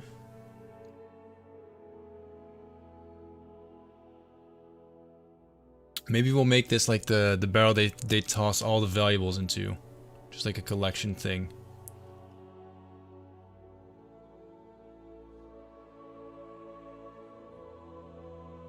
Jewelry, amulet, gold.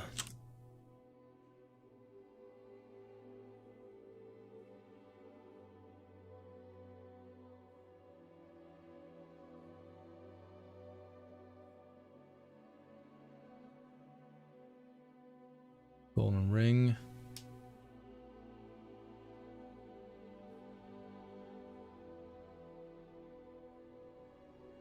The hell? What is up with this amulet? It's not quite there. Gold. Necklace, gold. Oh.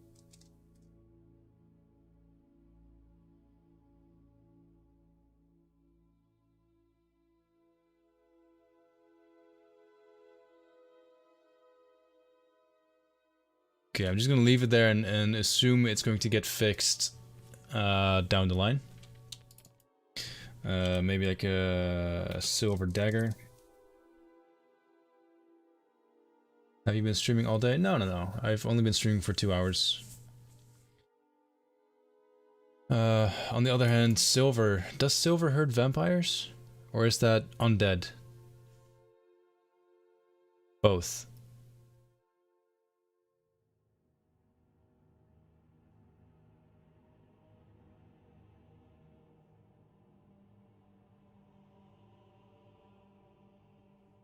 It hurts both, doesn't it? So they wouldn't have any silver. Silver has a unique place in vampire mythology as the single solid naturally occurring substance that can injure a vampire. Okay. I had a feeling that might be the case. So I'll do an iron sword then.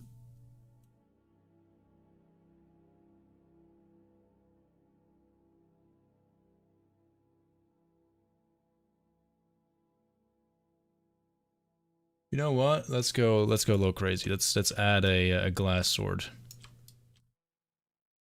That'll be cool to find.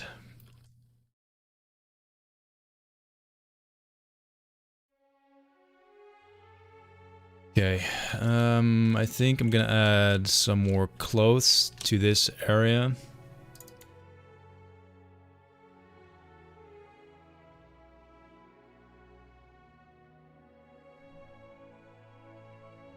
Test clothes. No. Meridia's Beacon. I think Meridia's Beacon is the last thing people want to find when they play Skyblivion.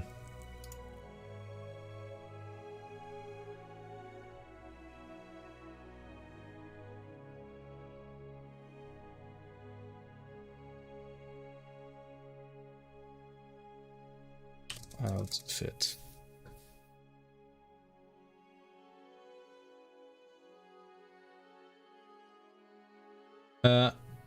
Dumio, thank you very, very much for the prime. That's really kind. Thank you.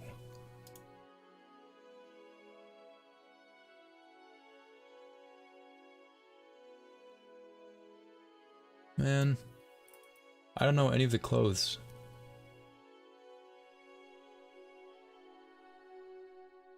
Okay, it's fine. We'll do that later, maybe. Yeah, I think for now this cave looks pretty decent. Let's have a quick look in game, and then I might just move on to the next room. Oh, I need to add some smoke though, a smoke effect to the pit.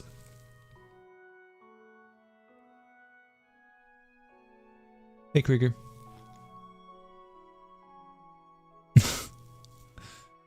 All the emotes.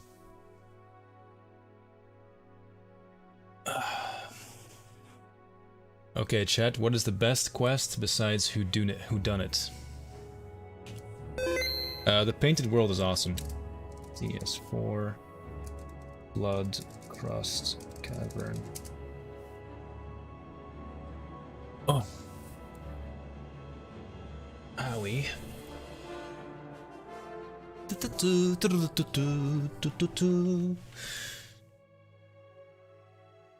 Yo, where are the hearts and cheese? I know, right? It's not enough. There we go. It just works.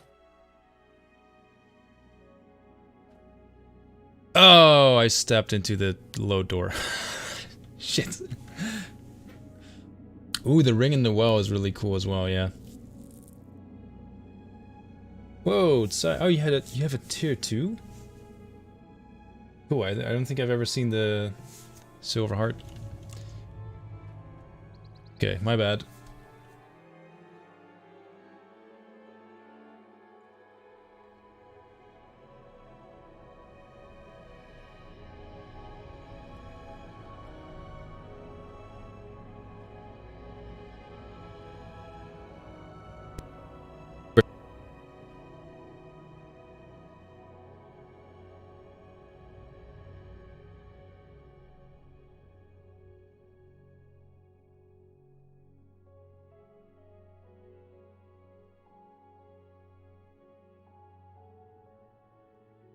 Yeah, I maybe shouldn't have all this open and have the game.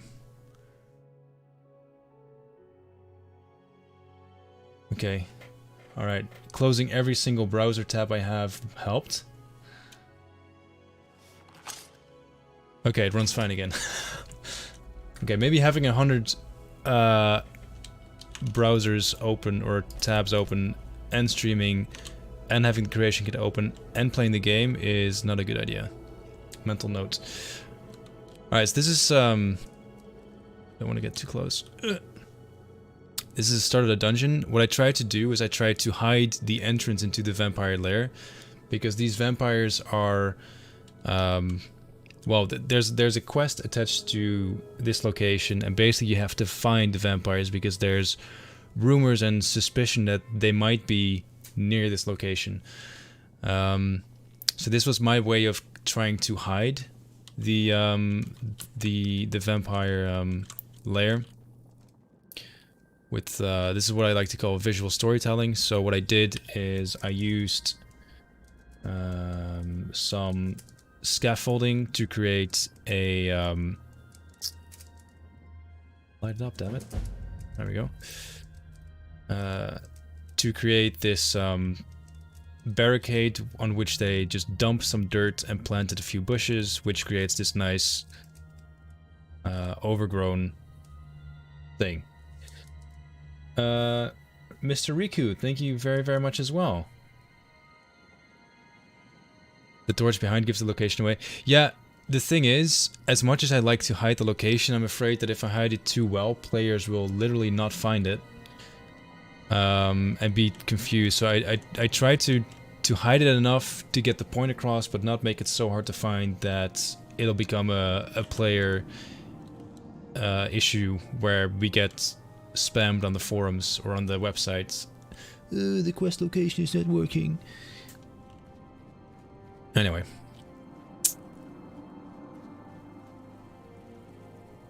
Hey, Steve. For some reason our vampires aren't here, though. Alright. Looks good. All this is fine. Curious why the vampires are still there, but that's probably something to do with the scripts that they're attached to. Might also be something to do with load order. Anyway. Hello, Mr. Riku. Thank you very much again. It's very kind. Right. So this is basically the location we just worked on and to some extent finished. What I'm gonna add is a smoke effect. And other than that, I think this is fine.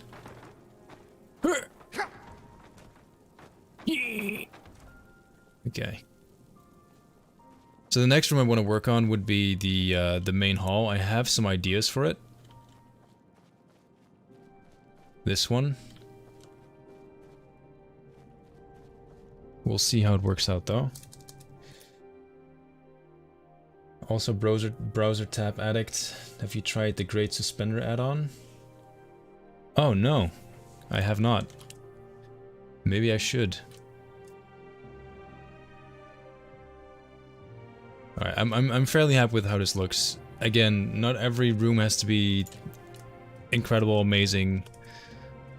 Sometimes it can be just fine. Just trying to think right now, because I had some ideas for this room that I thought of last night. Which includes adding a ramp, a walk around. Okay, I think I have it.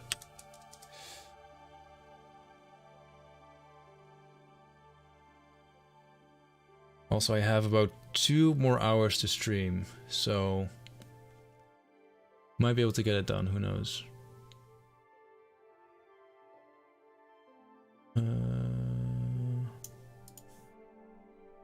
There's the ramp. No, that's not the right ramp. No, no, no, no, no, no, no. Oh, balcony, I guess. Okay, balcony is what I need.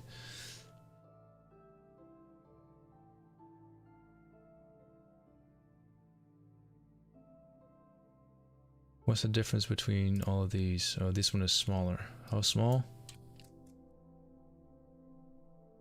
I think this is about what I need. Okay. Add them to the opal. Thank you for all the follows, by the way. Usually I'd like to welcome you all to the channel and read out your name and all that, but there's so many people right now, I can't do it. I'm sorry.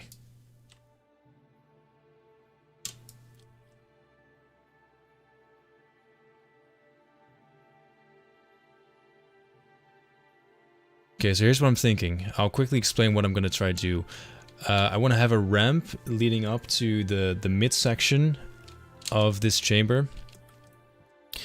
And I want to basically create like a second layer to the cave. Like there will be a section that goes on top of the entrance, goes around, and at about this point in the middle I want to have a lectern where the one of the leading vampires, one of the head vampires, can talk down to his subjects, maybe give an inspiring speech or something. I also want to make a nice and compact living area using some of that space, but it's a bit hard to explain. We'll just get into it. Septimos, thank you very, very much. Really appreciate that. Thanks for the support. Talking about support, is there anyone else from the team live right now, from the stream team? Because as I mentioned before, I'm not the only one who streams Skyblivion content. There's actually quite a few of us who took up streaming development for the project, which is really cool if that interests you. Definitely recommend giving those other guys a look as well.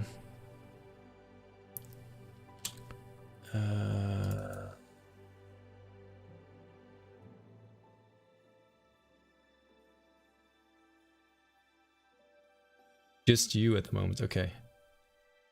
Hey Ludist, yeah, can we get a... Wait, I can do it myself. S-O... the Ludist. The Ludist who's in the Twitch chat right now is the guy who made the really nice blend. The really nice tweaks to the grass that we showed on our social media.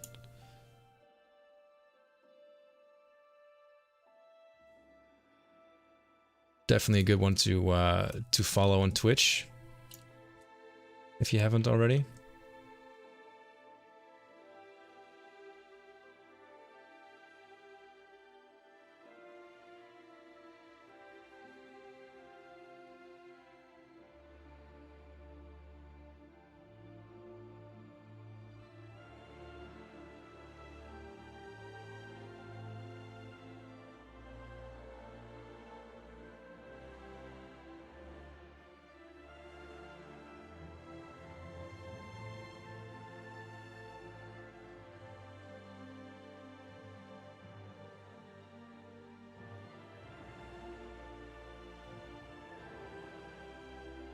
How will the level scaling work?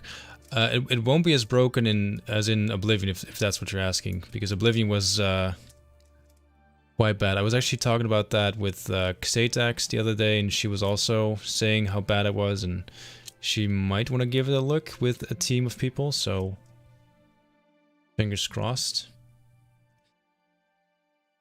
Okay, I think something like this, and then we add some pillars to it. Pillar number 3 is my absolute favorite when it comes to adding pillars. Hell yeah.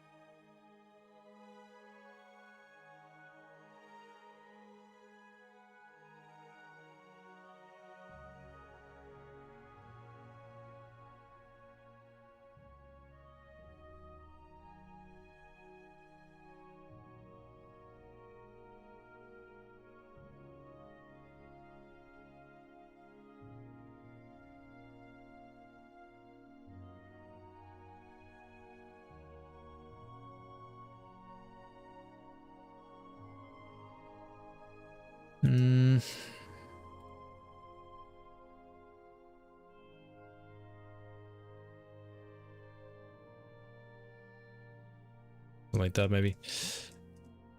Perhaps using the dirt cliffs is not the best option, actually. We'll see.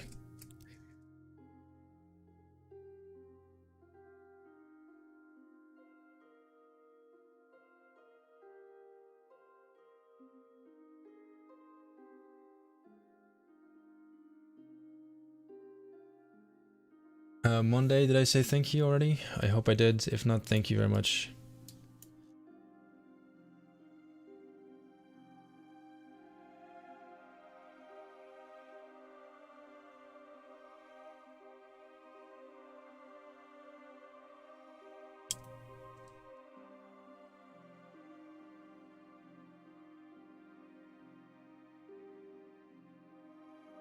No.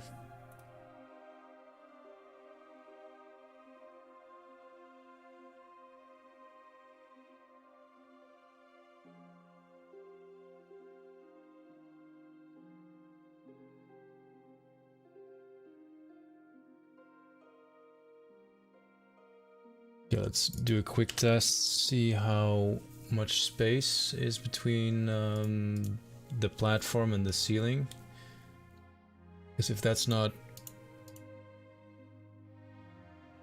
enough, the heck?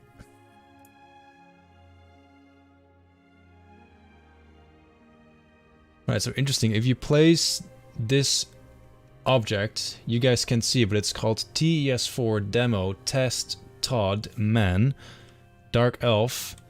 The entire screen goes black. Ted tossed. Okay, this is also Ted. Todd. I mean Todd test. Todd test. God. Hard to say. Okay. All right. Whatever. And how do you fare? Down there? Just fine. Okay, perfect.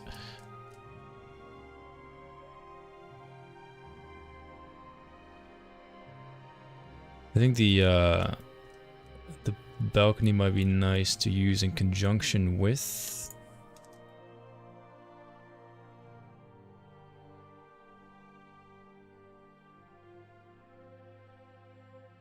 these pieces, maybe.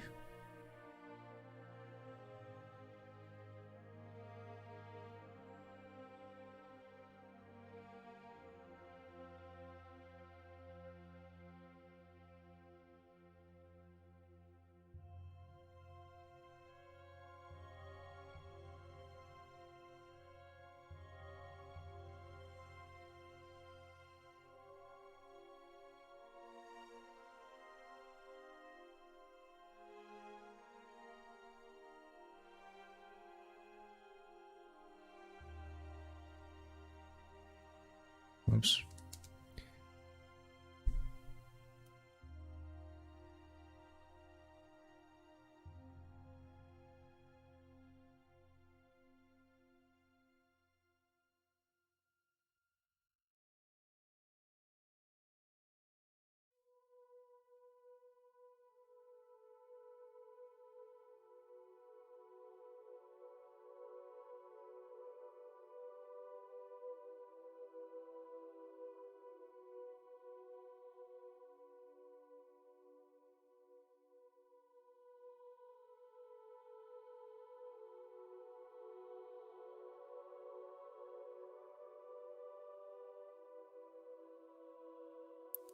Alright, something along those lines.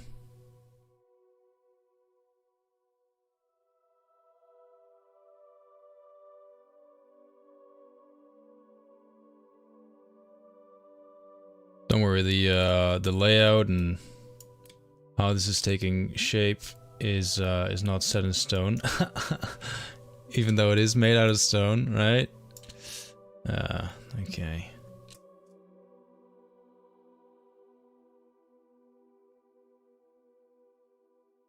Yeah, I don't know. Not quite what I had in mind.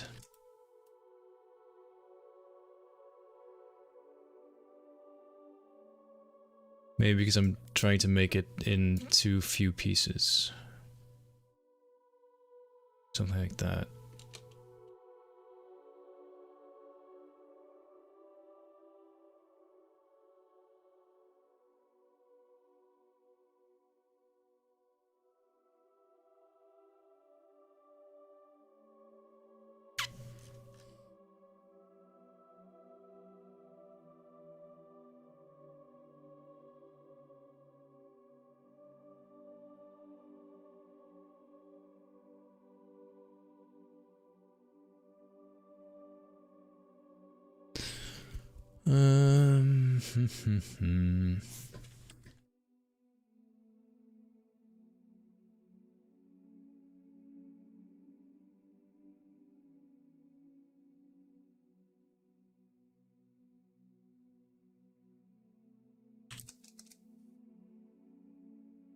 Alright, dude, thank you again so much. That was really, really kind of you.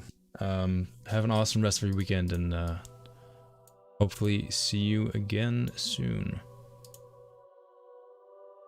Okay, let's see, more balcony assets. And how you write balcony? Balcony.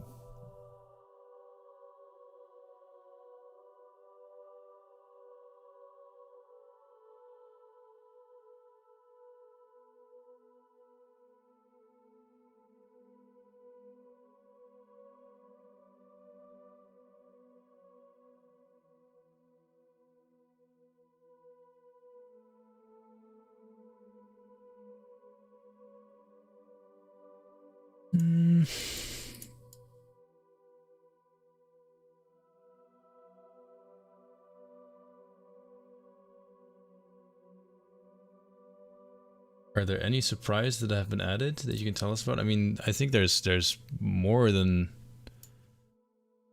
a fair share of surprises. You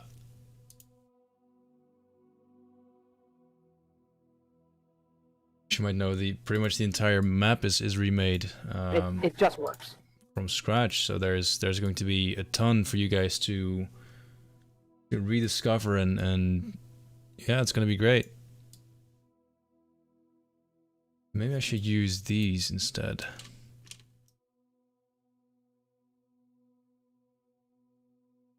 Thank you, Todd.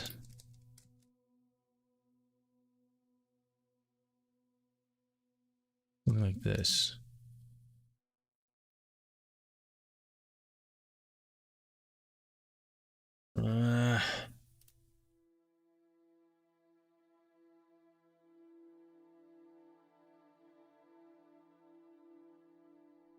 This is the difficult part. I had something in mind, but making it happen is a bit more complicated.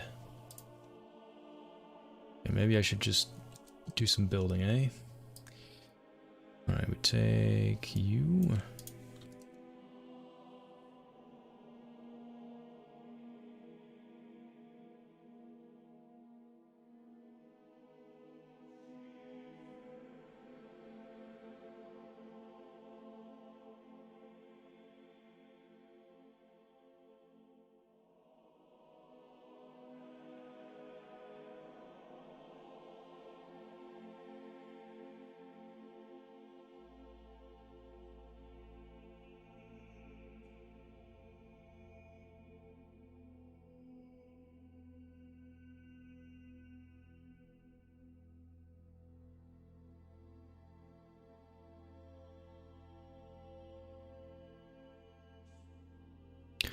Corner 1.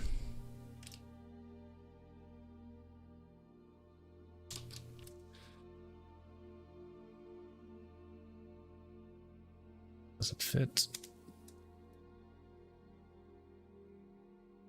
Quick disclaimer: I've actually never worked with these balcony assets before. They seem interesting.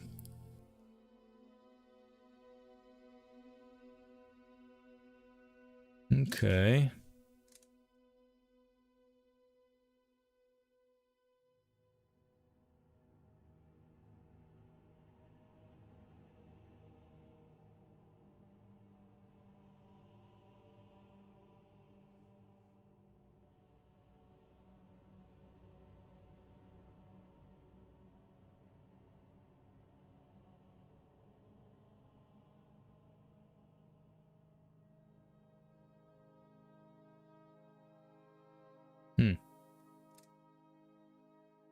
Are you guys teamed up with Beyond Skyrim devs?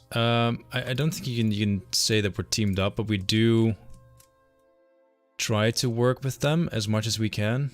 I think Diki's one of our landscaping leads put it best when someone asked him this question as well, is that at least from our side, the work that Beyond Skyrim is doing is incredible, and their work honestly is incredible. And I think when you work on a project like Skyblivion yourself, you can't help but look up to people who are doing similar things but different, for more than one reason. Because for one, working on Skyblivion, you're kind of ruining the game for yourself.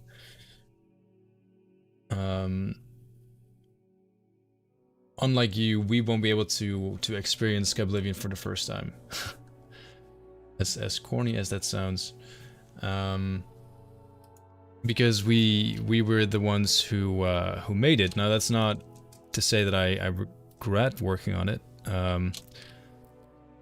but see, we don't really know when the next Elder Scrolls game is going to be or come out at this point. So for some of us, this might be the only Elder Scrolls fix we'll be able to get for a while.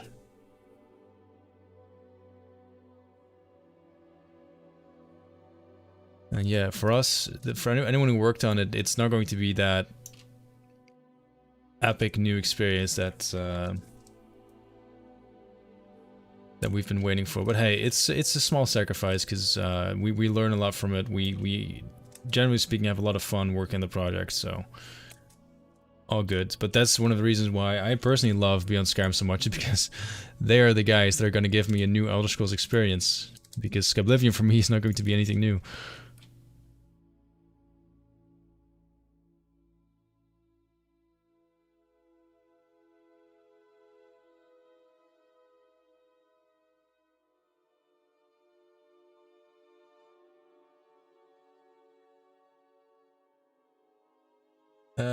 Vicer, thank you very much as well. Really appreciate that. Cheers, dude. So, hey, Dex.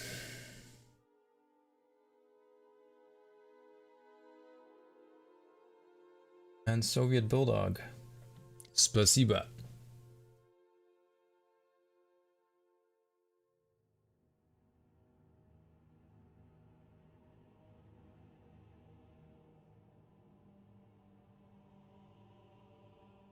Were you? You were straight, right? So this should be a straight piece as well. Yeah, sorry I'm a little bit slow with this this part, but like I said, I never really used these balcony pieces before. They're kind of nice. They're nice, nice enough to work with, but very new for me. It's not 03. Maybe it is 02.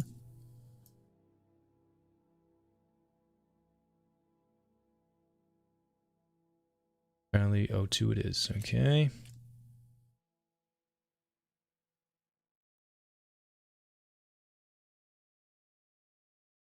I'm not gonna get rid of this. I'm gonna try and do a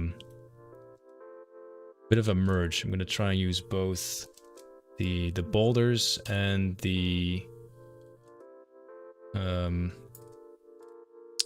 balcony assets, because I think they work well together. Well enough, anyway.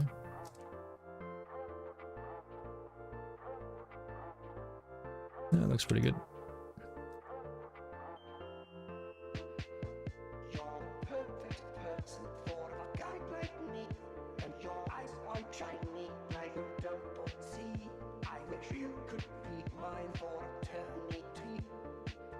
Could you please be mine? Hey.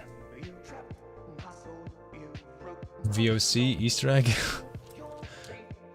I think I'm gonna leave that to you guys. Yeah. I wasn't really planning on adding any VOC Easter eggs myself, but hey.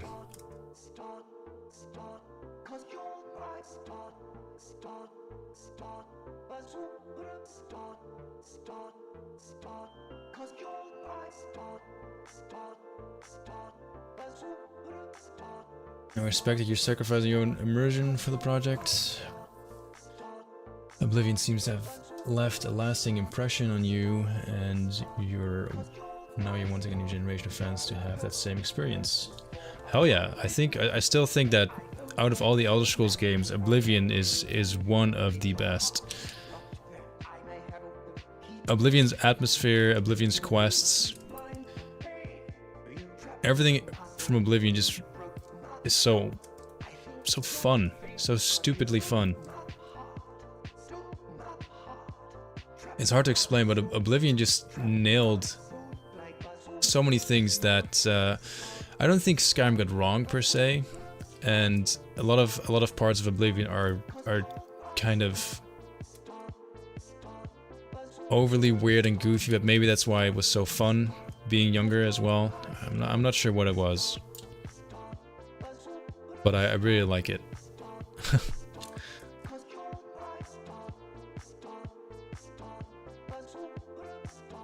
Plus, as you might be able to guess, it has had a pretty massive impact on my life.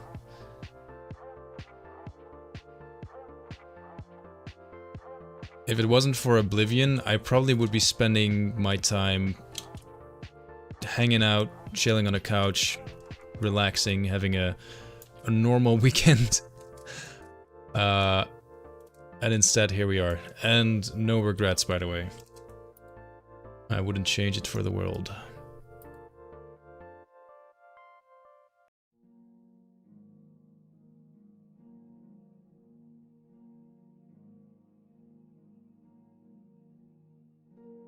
What's been the hardest part of the development? I think the hardest part is not so much development, it's organizing your project, which is going to sound weird, but 3D artists know what they're doing. Landscapers simply know what they're doing. The problem with these kinds of projects is that you're working with no budget. You're working pretty much against all the odds. You don't have any funding. You don't have the ability to work on this full time. To a certain extent, you don't have the required expertise in your team. A lot of the work you're going to be doing is a matter of teaching yourself certain skills and certain workflows. It doesn't help that Skyrim is kind of a nightmare when it comes to the workflow. You know, you have to work with NIFs,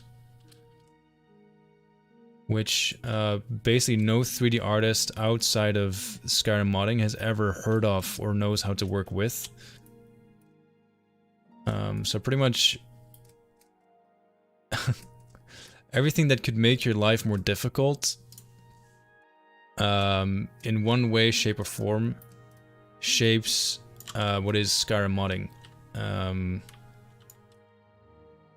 And for me personally, getting the team together as we have right now has been the most difficult because, well, you're always looking for a pretty diverse talent pool. Not only that, but you're looking for team players. You're looking for people who work well together, who can communicate, who can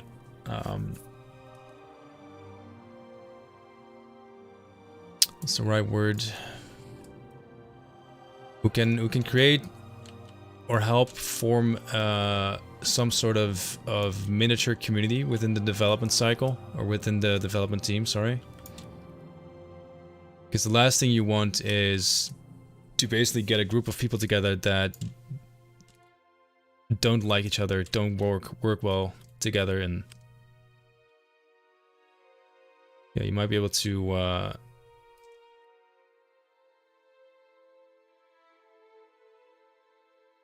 imagine why such a team would not work. And that has been a pretty big challenge, but I'm really happy with the team that we have, and we have some fantastic talents, both young and old. We have industry veterans and complete newbies, both of which are great to have, by the way. It's always good to have people on a team who are willing to learn and who are interested in just growing their skill set. And it's also great to have some professional game developers with us because, well, they're professional game developers. Yeah, I think one of our strengths, honestly, is the diversity within the team. Like the team comes from every corner of the earth. No one really gives a shit where you're from. We got folks from Iran, Brazil, Germany, Holland, me, Finland, Norway, America, Canada, wherever, and we're all just we're working together as a well-oiled machine. The only thing we really care about is that you have, to some extent, just a passion for the games, because that's why we're doing this. We love these games. If that's a common love, if that's something that you share, all I need to hear, really. Pillar 03. Pillar 03. Add rebel size.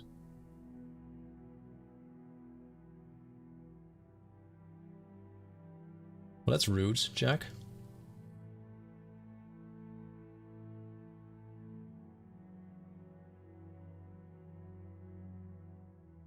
Sega City, yeah, that's kind of the rundown, pretty much.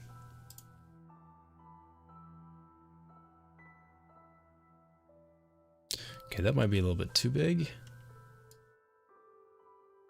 That is just right.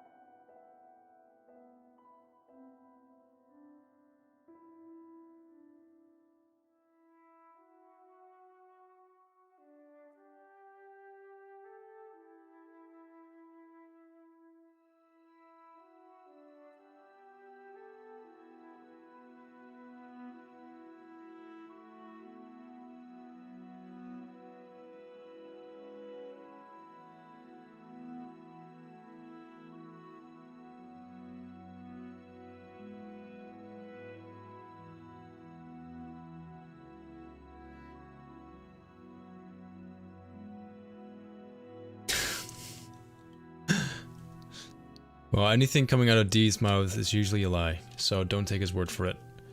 Okay, I think this works. I think I'm gonna grab a few more pillars and make it a bit more more fortified, but all in all, is more or less how I want it.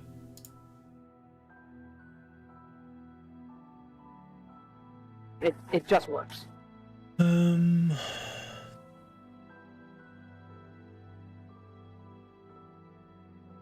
Thank you, Todd. It does just work, doesn't it? Oh, shit.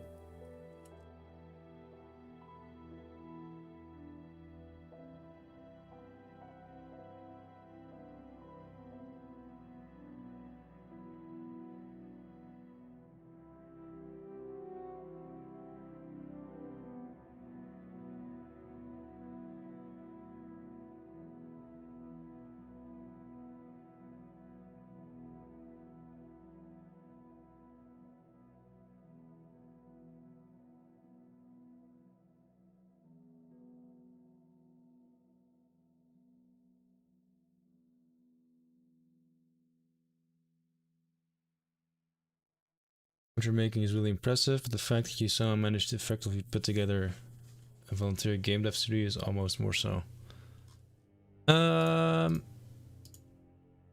Thank you. Not really sure how else to respond to that. Honestly, it's been a blast working with all these people. They are a really talented bunch. I would be lying if I said we've never run into any difficulties. You know, I mean, we're still people. We disagree on some things, and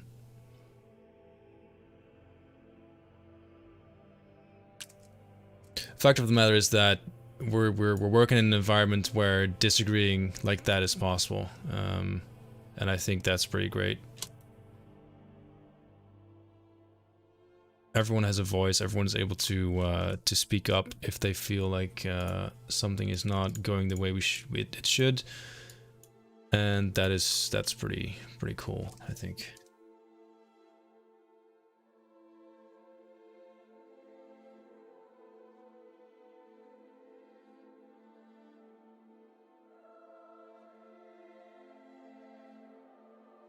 We have a pretty professional, unprofessional work environment, let's put it that way.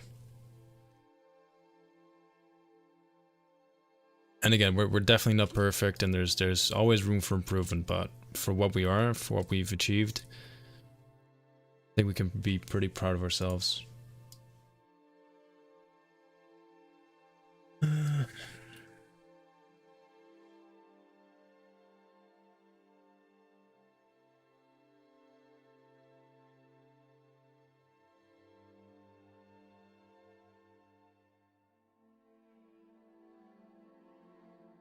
Of course, nothing compares to the pride when we finally release, but I'll settle for this for now.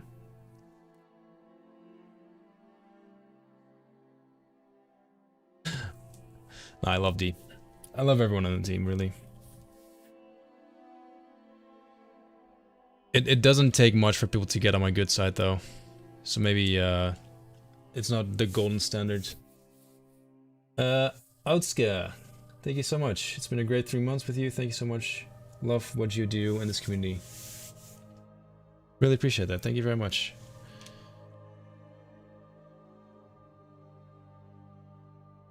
Okay, I think this looks alright.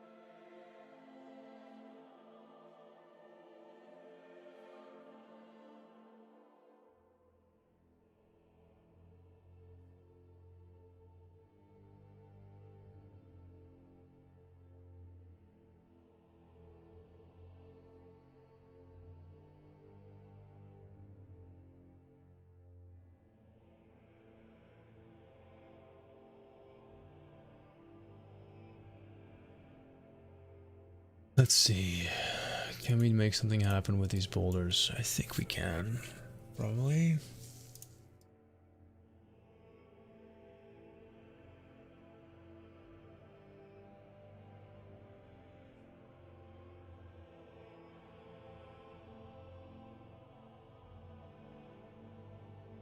Yeah, sorry if this is a bit of a boring stream, by the way.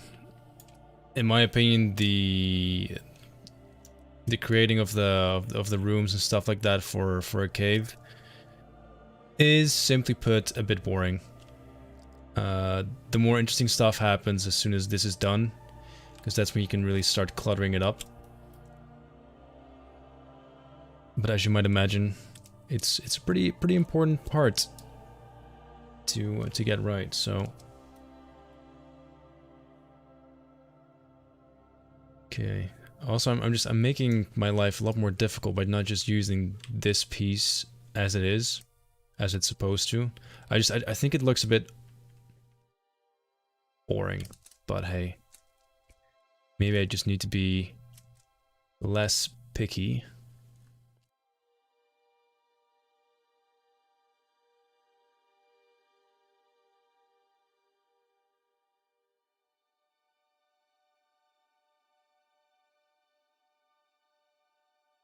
And fill the rest up with some more boulders, eh? Have you ever been to a point where you thought about quitting? Yes. Yeah, I'd be lying if I said I hadn't. And it's usually for it's been for different reasons as well. I've quit once while working on this project. What the fuck?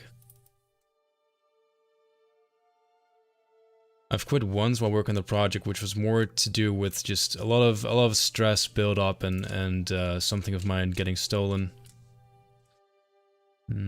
which drove me to a bit of a breaking point. But that hadn't really anything to do with the project. Just unfortunate circumstances.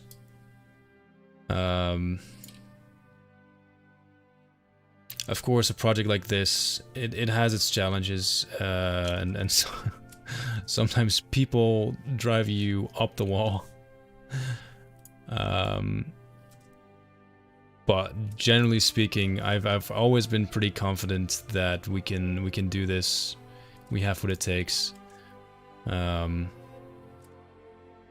So yeah, to answer your question, yes, but not really because of the project.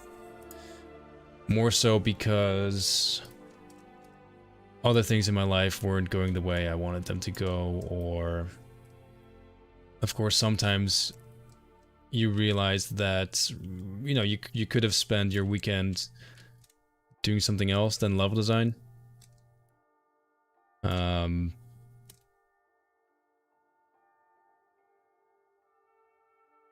Then again, it's a volunteer project, so no one's forcing me to work on this right now.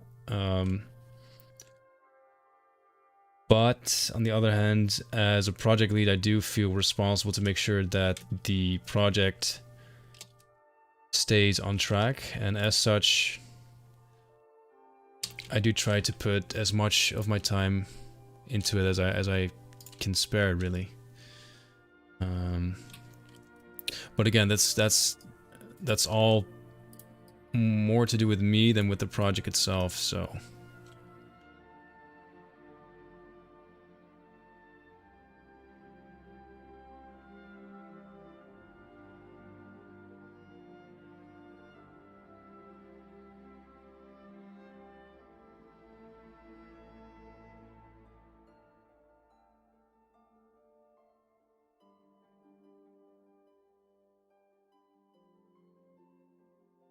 Alright.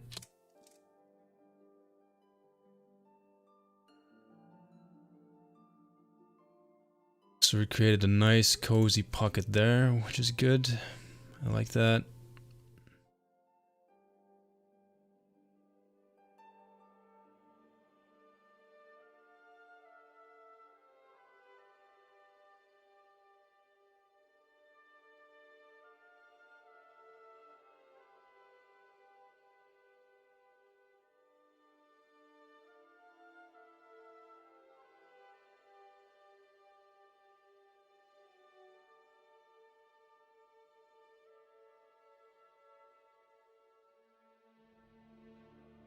One problem I do notice when I'm doing level design a lot is that I tend to really like certain assets. I'm playing favorites, like with this piece, for instance. Like I just like the way it looks, and I like the way you're able to use it. But I'm using it right next to this one. It's the same piece.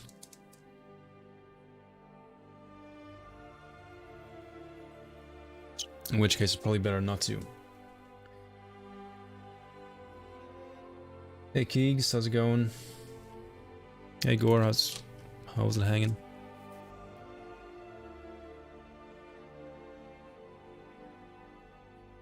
Just gonna go with it for now. Right, so as I was saying before, this is an area I want to use for like the main vamp boy. Like, how do you write lectern? Like this? Am I thinking of the right word? Lectern. With an E. Okay, lectern. We have this one from Skyrim, which we obviously don't want to use.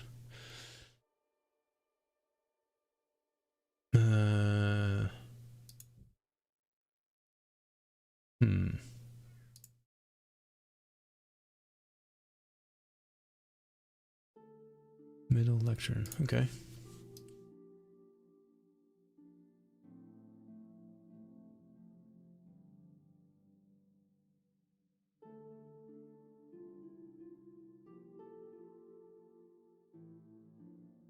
Dun, dun, dun. Oh, I'm really cold. Okay.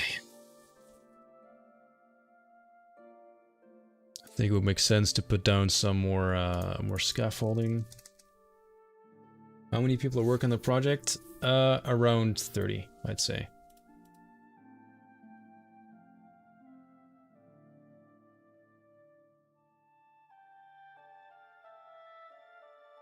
I think I'm gonna unmute the notifications again. There we go.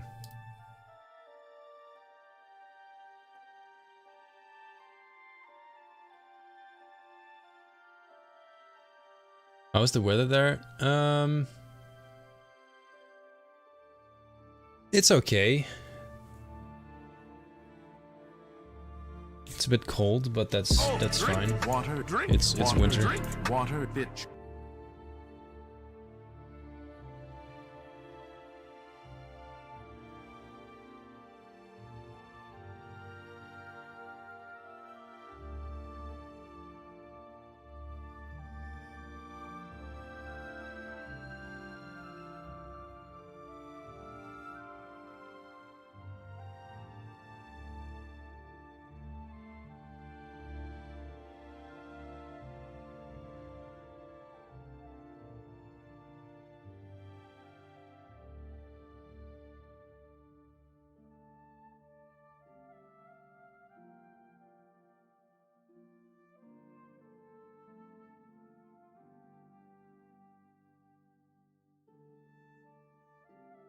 Cheers. Matter.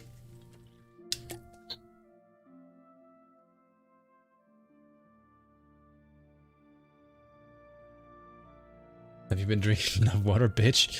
I think I have, yeah. Thank you for the concern, though.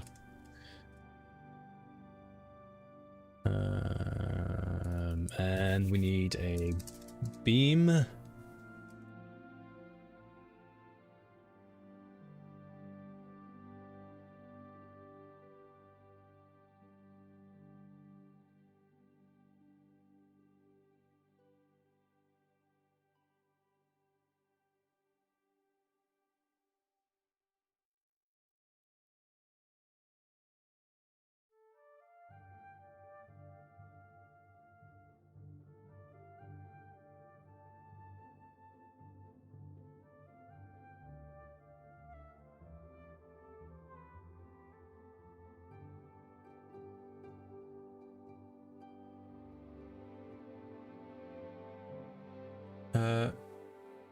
Joshua. Oh, I didn't. Okay, well, thank you for the biddies. Appreciate that.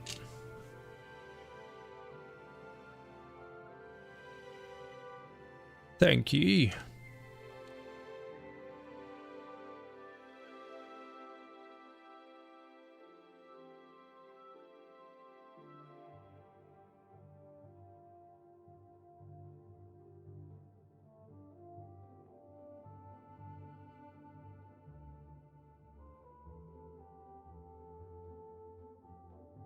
All right.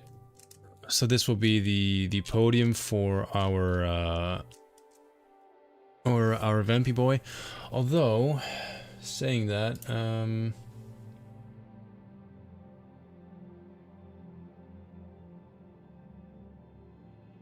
scaffold top.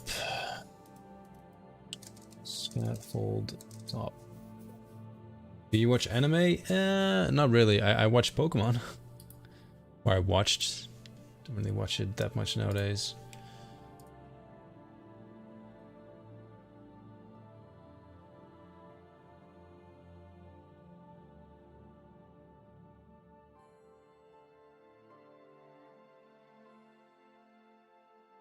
Maybe we should replace this with scaffold, this one.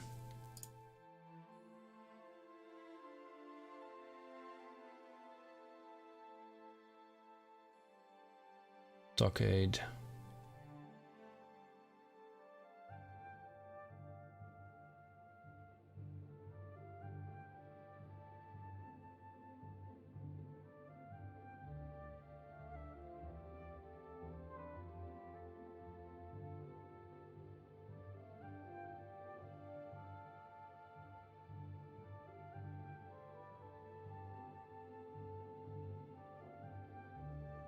Okay, you're gonna watch some magic, okay? What I use, this is a feature of the creation kit. If you click Control F, you can replace an asset. So I'm gonna replace the mine scaffold with stockade scaffolding. And watch the magic. Reason being, I think that the vampire layer, even vampires have certain standards of living. I think it makes sense to have like a bit maybe rotten wood next to the entrance. But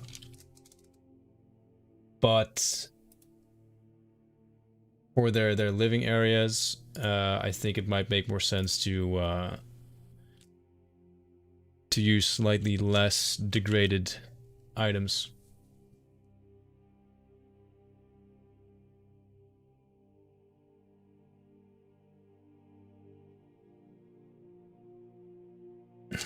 Stockade.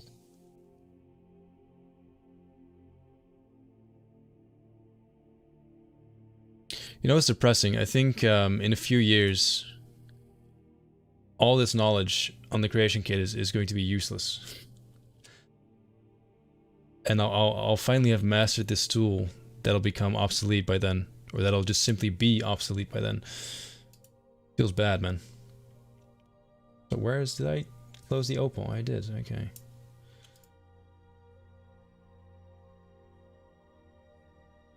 We have the new fort wood pieces, which are really nice. You can use for this in the future as well. Oh yeah, that'll be nice. I mean, we'll probably get back or go back to this location at some point to give it a proper look. So I'm going to save before we crash. Do you ever think of the structural integrity of something like that? Yeah, in this case, honestly, this is the best I can do.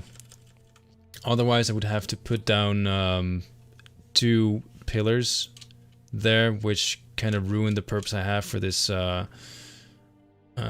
area. So I'm not gonna worry too much about that. It's a game at the end of the day. I try to keep it in mind, and usually this is, as far as the design goes, too weak for my liking.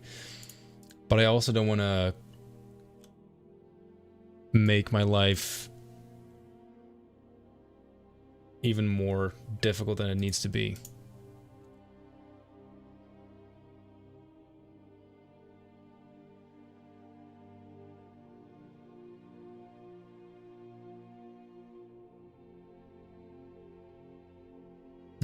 Should I maybe use this one instead?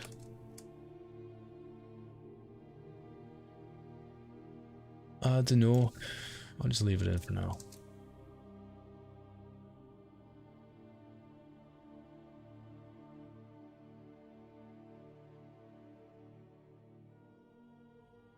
Also, when I'm designing interiors, I use something that I call the factor of cool. If something looks really cool but it's not realistic, I'll sometimes use it anyway. Because we're making a fantasy game at the end of the day, and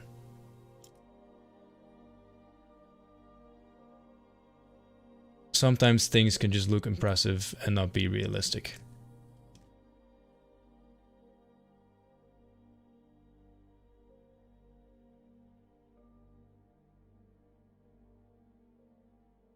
You'll have to really learn with the Elder Scrolls CK. Yeah, probably.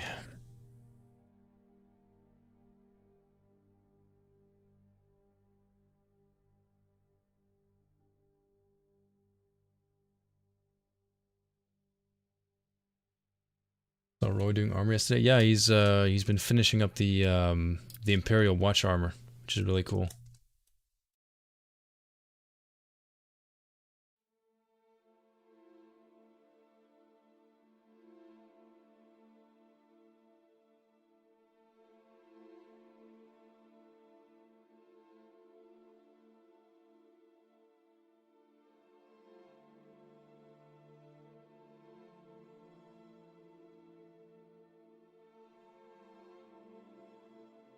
Nah.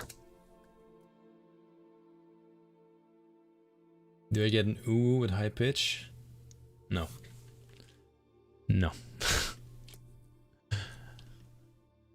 I still have a small piece of my pride intact. The Garia did the art for it? Yeah. Yeah. He most definitely did.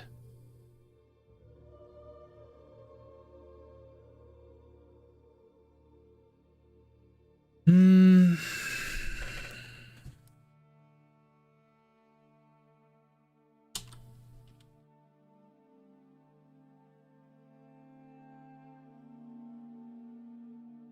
Okay.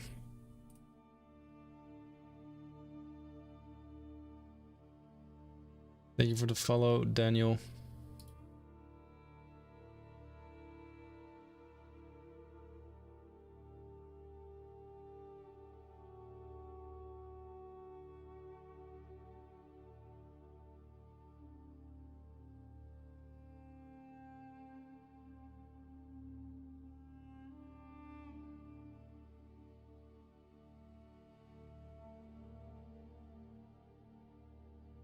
One of the ideas I had was to have a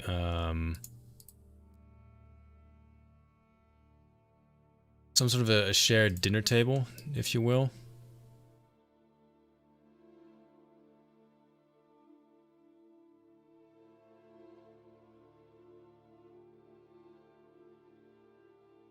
Maybe it's easier to put this stuff.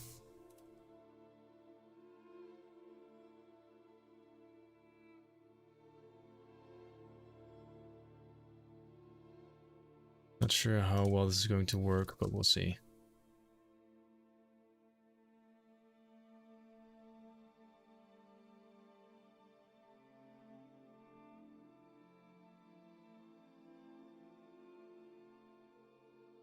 Should put it underneath.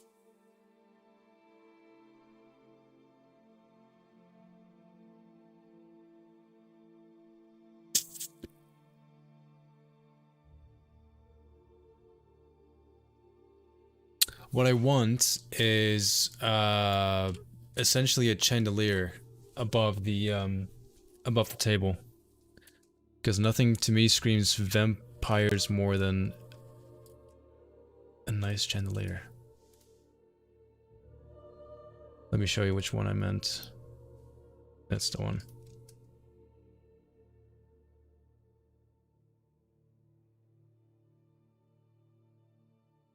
So I want this to be above the dinner table, which is approximately that high. I could probably go a little bit lower.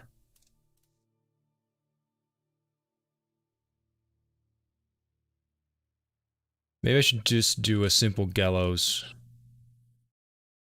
construction.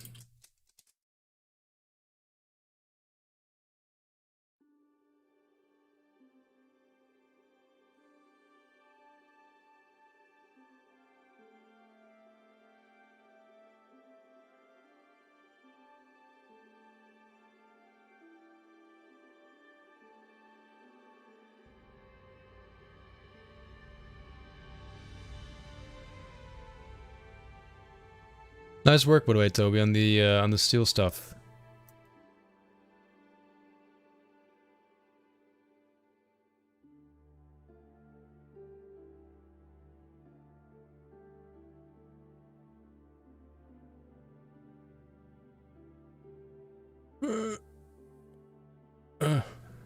No, it's too far. Okay, it's fine. Alright.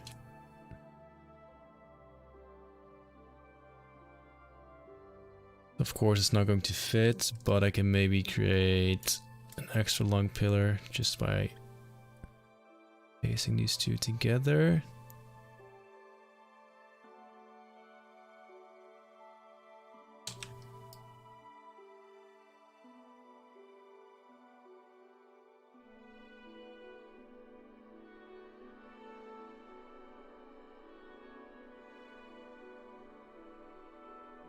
Okay.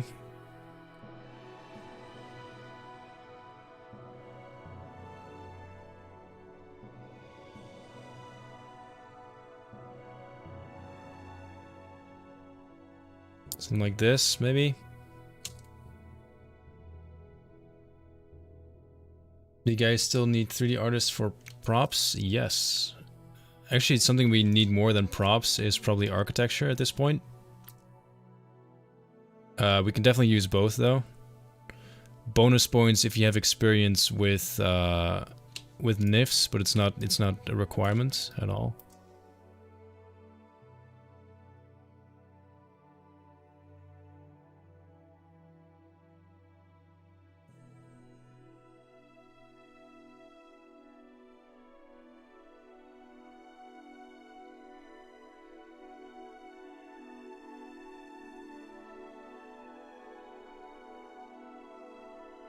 Okay, I think this works. This works fine.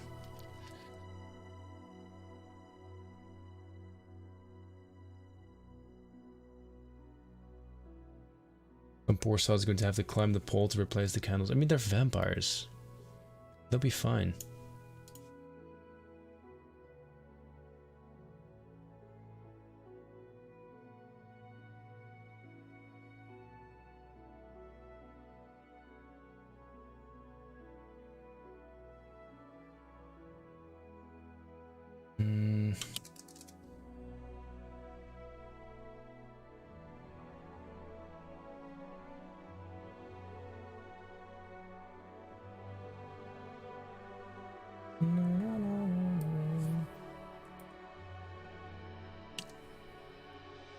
No. No. I was gonna say something really mean, but decided you didn't deserve it, because you're awesome. Thank you. Don't deserve it.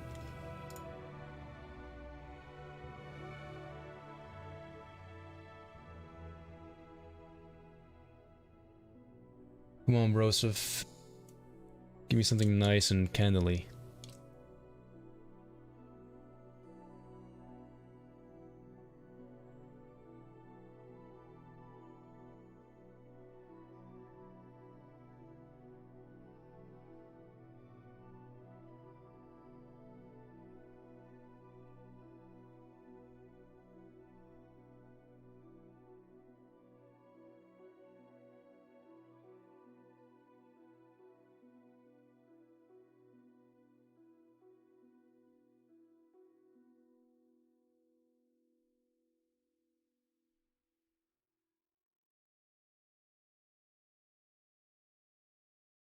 Firelight? It's a bit better.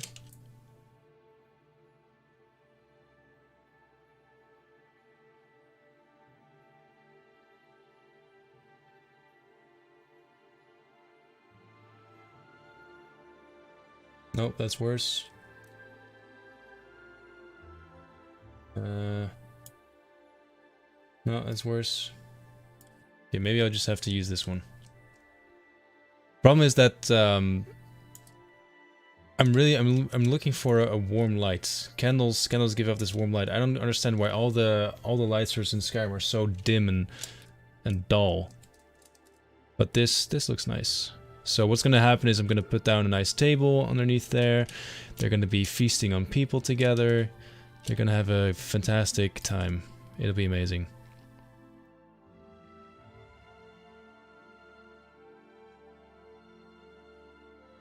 Let's see, how am I doing for time? I have about an hour left. Okay.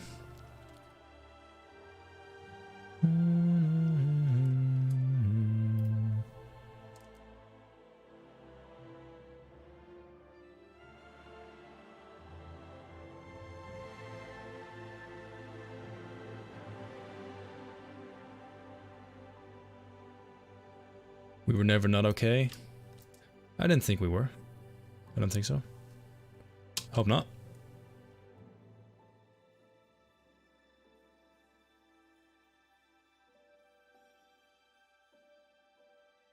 Okay.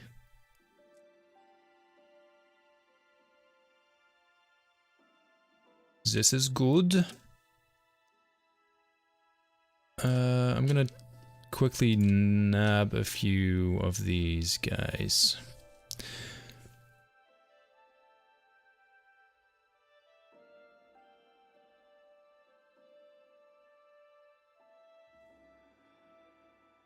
This is the boss. I think. Not entirely sure. And what are you?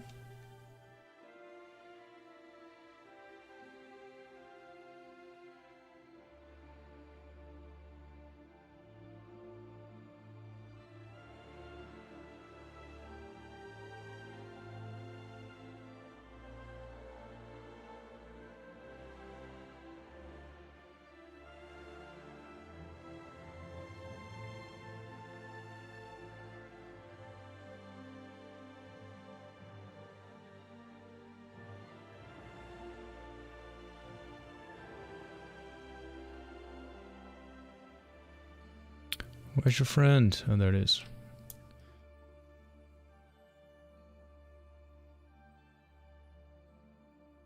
I think it would be nice to give the player a bit of a challenge. Like, put one really high level enemy up there and a few weaker ones down below. I think that would be a nice change of pace.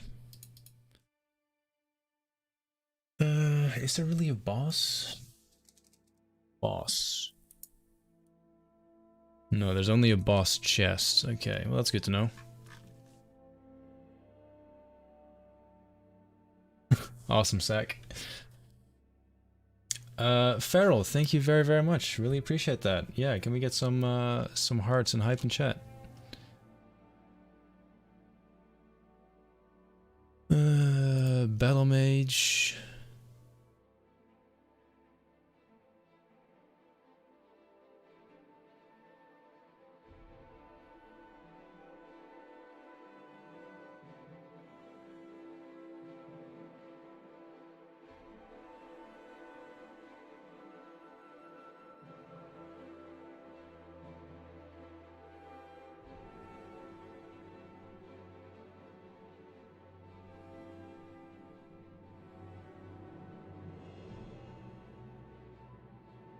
Maybe I'll put them up there.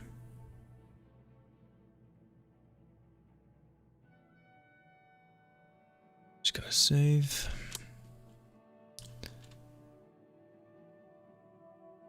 All right, let's see about adding some Hey, what the hell? We don't have any tables? What? I thought we had all the middle class furniture. How can we not have tables? Oh. Okay.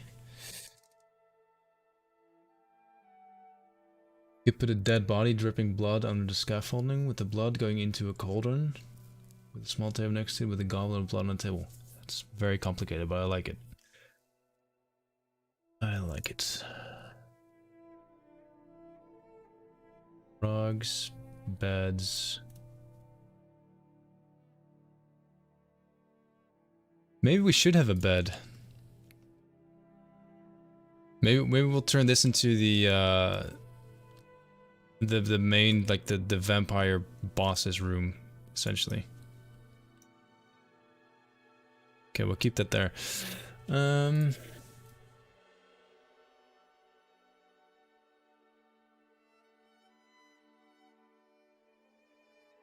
Painting. Bed. Single bed. There we go, tables. Okay, table 1, 2... Fuck it, all of them.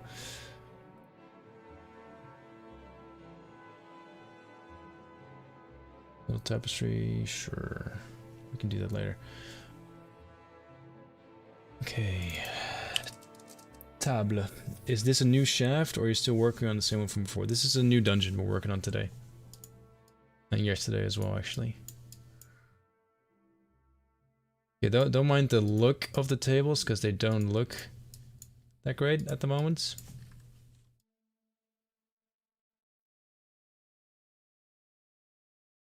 The new ones are currently being implemented as we speak, though.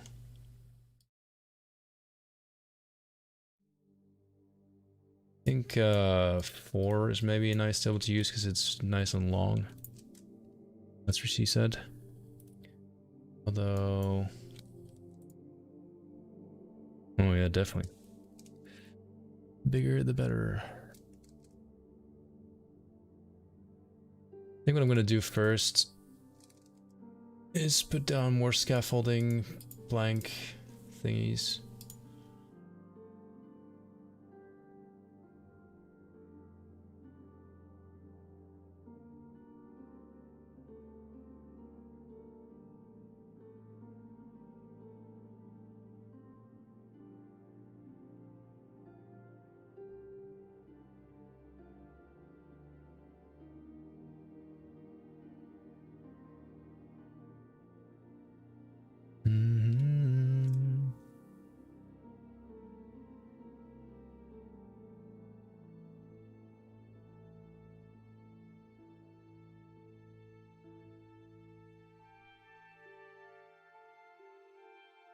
I was actually looking at a mine yesterday in Skyrim, which was using a similar construction to this, only they had their entire interior on floors.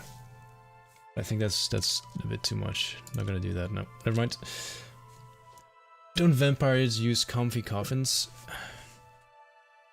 Yeah, I never understood that though. I don't understand why a coffin would be more comfortable than an actual bed. And then really, really fancy vampires get like their coffins covered in soft materials. At which point I'm just kind of confused. Why don't you, you know, get a bed? Seems like a lot less of a hassle.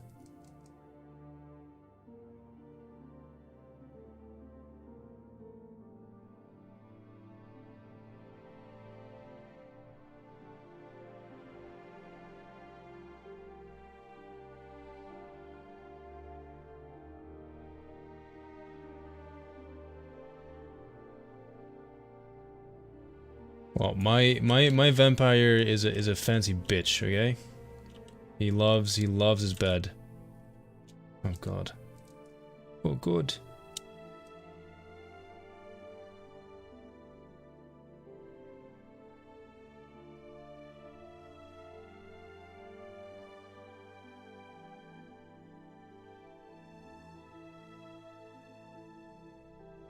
I don't know why, these tables look tiny.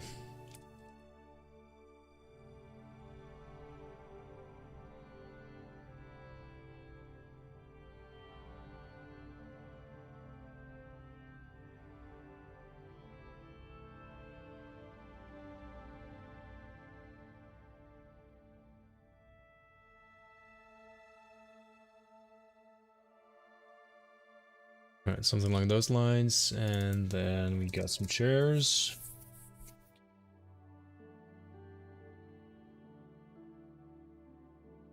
Seems like something that would go at the head of the table.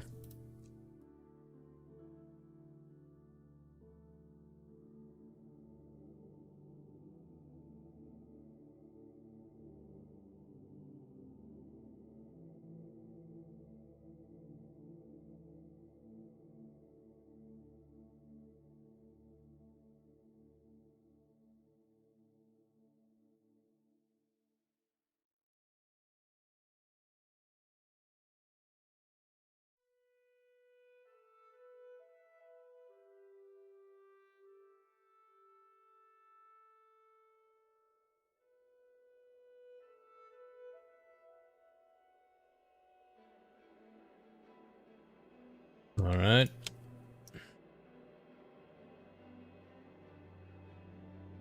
I might actually take out one of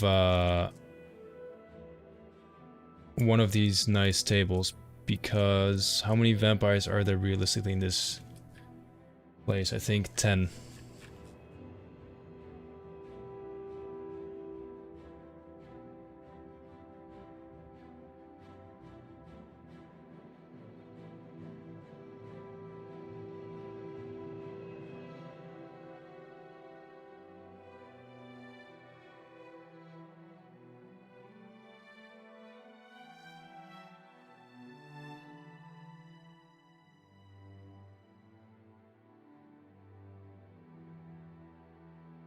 Okay, and a few slightly nicer ones.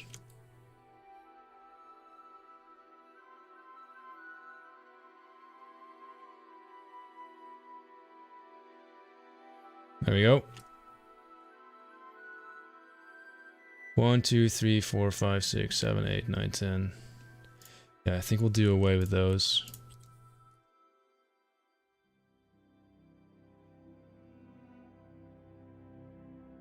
Okay, now that I think about it, we really should count all these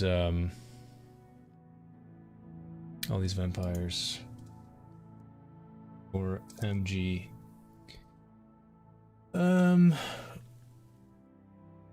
1, 2, 3, 4, 5, 6, 7, 8, 9, 10.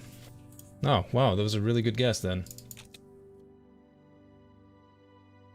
1, 2, 3, 4, 5, 6, 7, 8, 9, 10. Huh. Well, goddamn.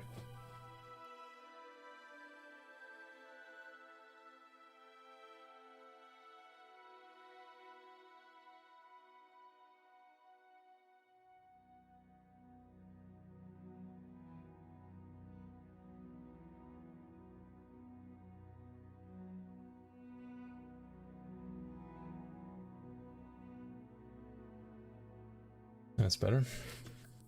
Did he add a bucket of hearts or carving table? No, no, no. I'm not working on minute details like this yet.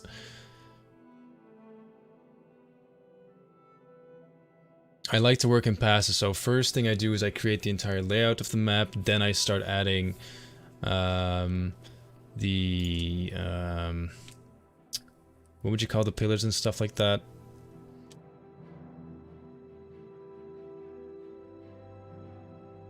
Well, whatever you call it, that stuff, and I basically work from really big changes down to small, minute details.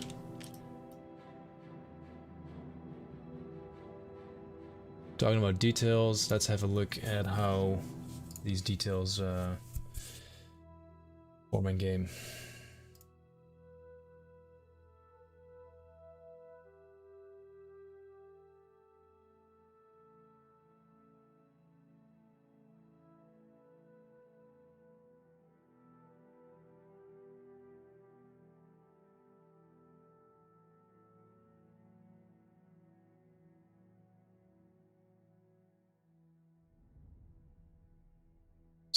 Launching the game. Hold. Foundation, structure, yeah. The foundation and the structure. The structation. Foundstruction. PS4, blood, crust, yeah, burn.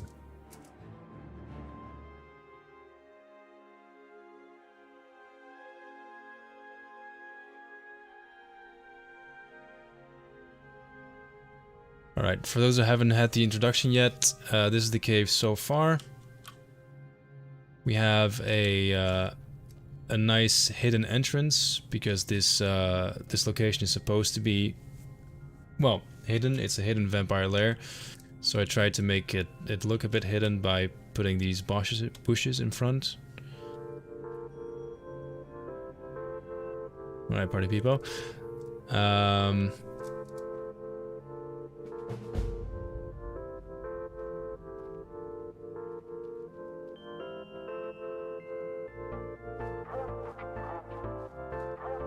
This is the first room we worked on, which is where they do all the burning. Oh yeah, shit, we have to add smoke. Smoke thing.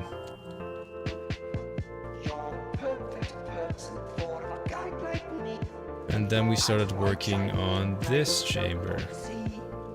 Oh no, it's not centered.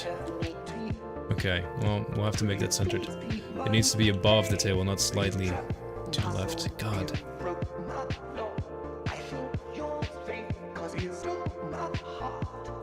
Hey Todd. Stop talking. Enough.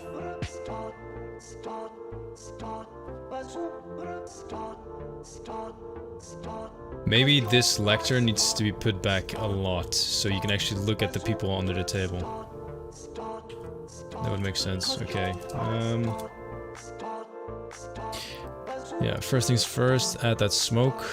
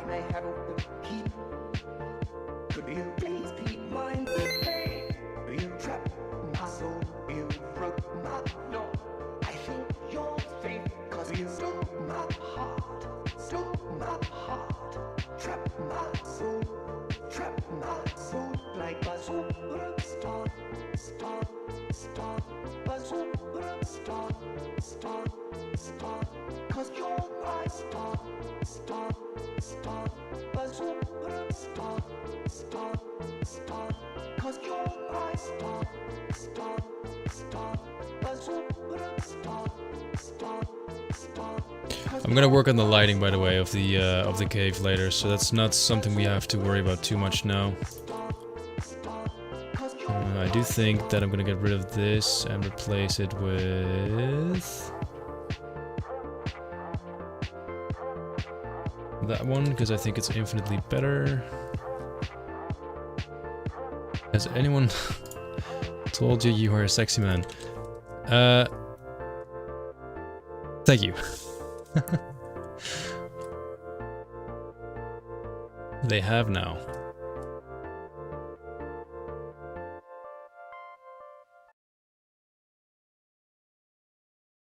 The blood-crossed cavern needs more blood. I agree with you. Okay.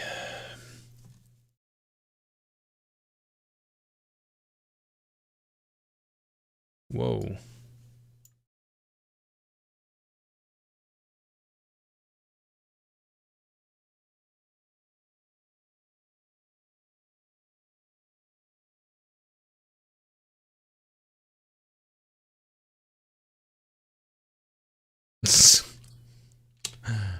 Alright, well, unless you bring a gas mask, you're not gonna survive this place.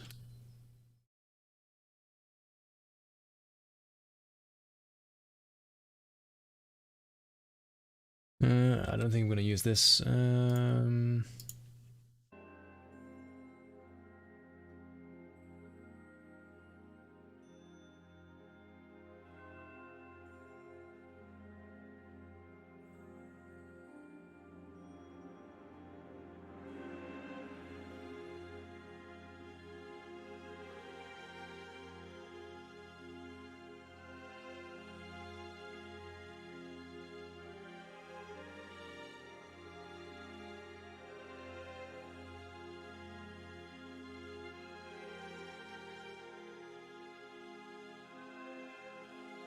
I mean, maybe?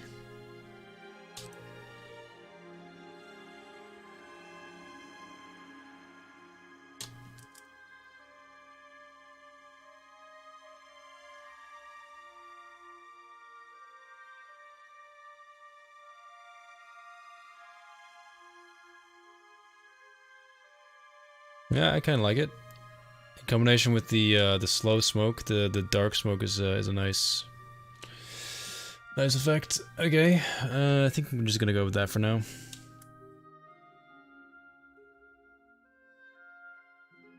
What do the vampires do with the bodies after they suck out the blood? Yeah, that's what I have here. So all the remains get thrown on the fire and are just burned. This is the hall where they dump the remains, basically. I want to use this as kind of like your feast area.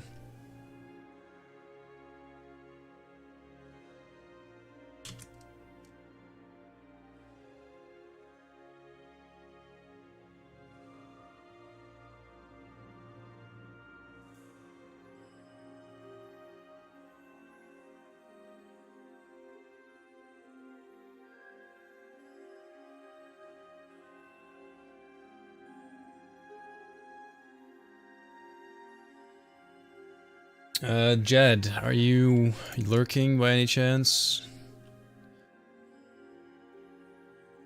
Jed is our quest implementation master, and I think he might be able to help me with the question that I have, but... Scaffold, stockade wood...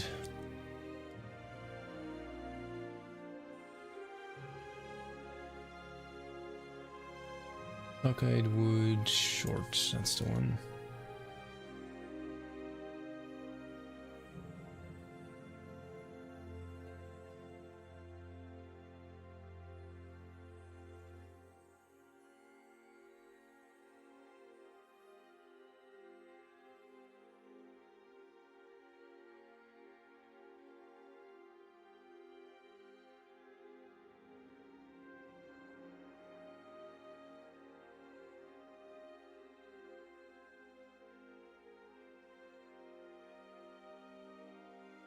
Alright, here we go again. I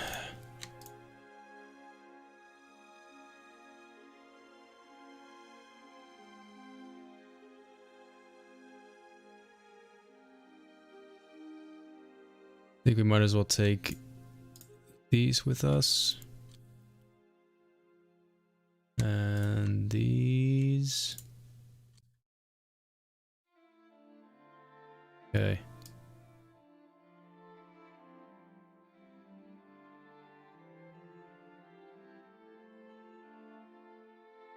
I'm gonna move this one slightly as well. Okay. The point is that the whoever addresses the crowd should be able to look down on them. I think that is doable now, so all good.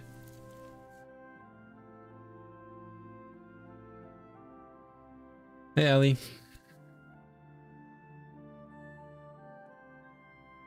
Thank you so much for streaming this. I always liked Oblivion better than Skyrim. Just love going around in the forests with the music in the background. Keep up the good work. Thank you. Thank you very much.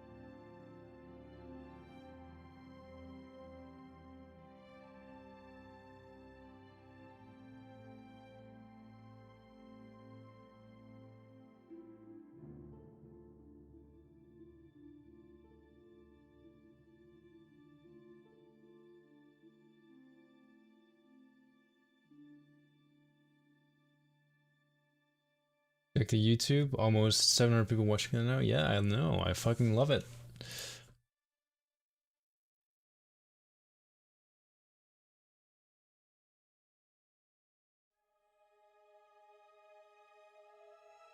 Really cool.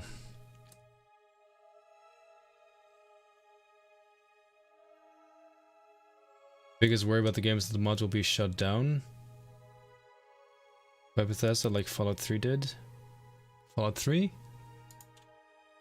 I don't know anything about that. What I can tell you is that we have been in touch with Bethesda and they are on good terms with us, and the other way around as well. They're quite excited for the project. The people from Bethesda that I have talked to, I don't see any problem.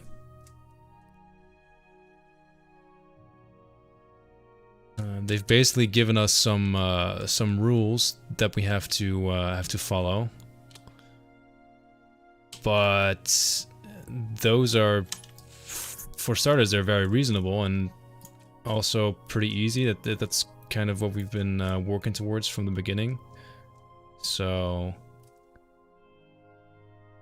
no, I don't see any problems with Bethesda. We're definitely not gonna get shut down out of nowhere.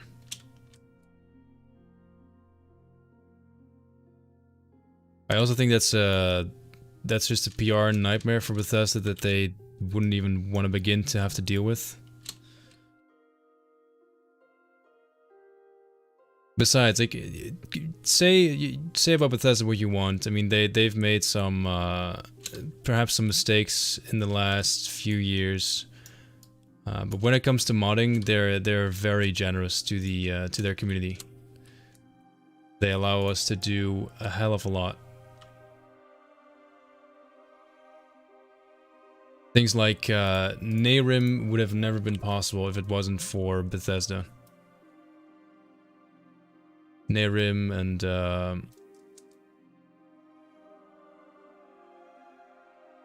Enderal.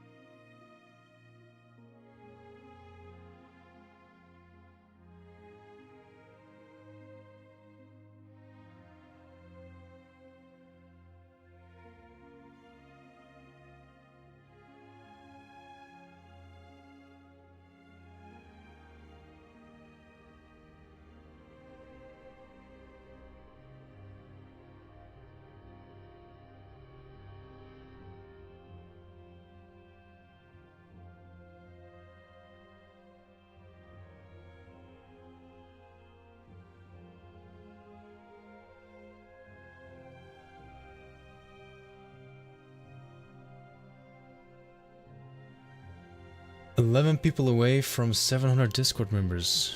Cool. Yeah, we actually reached 25,000 Discord members on the official Skyblivion Discord, which is pretty awesome as well. Pretty epic, bro.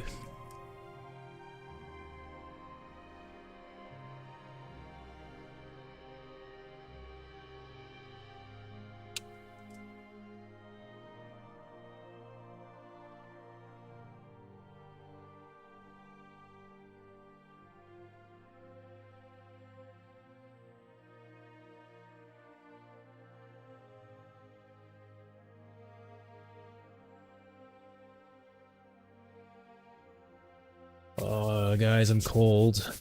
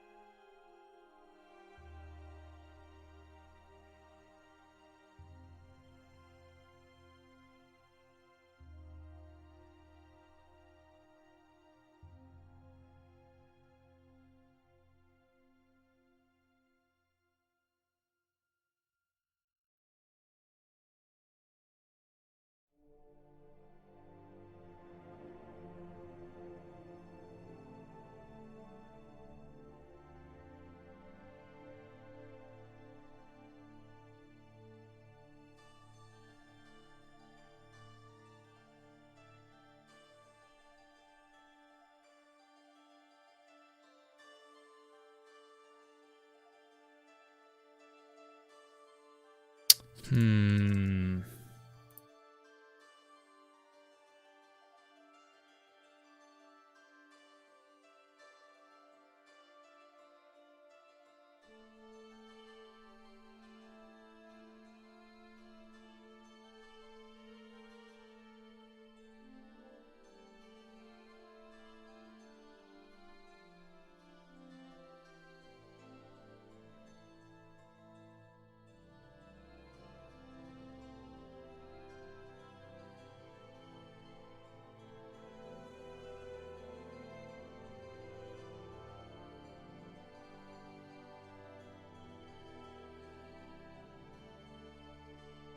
Maybe I just ignore this part.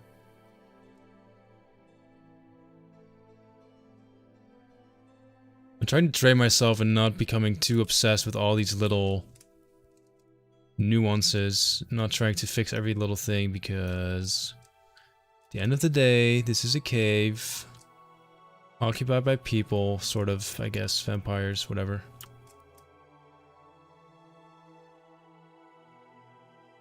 They gotta make do with whatever assets, resources they got, so I'm sure they wouldn't mind crooked planks in their hideout. Right? Right? Boop. Boop.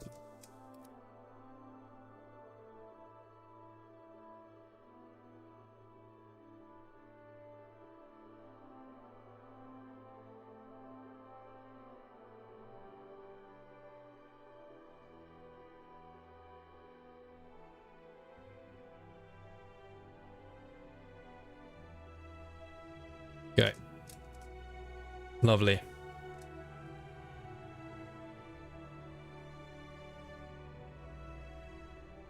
Let's see, we've been live for 3.5 hours. I hate to be a party pooper, but I think what I'm gonna do is the following. I'm gonna take a break. I have other things to do today. Place to be. You know how it is.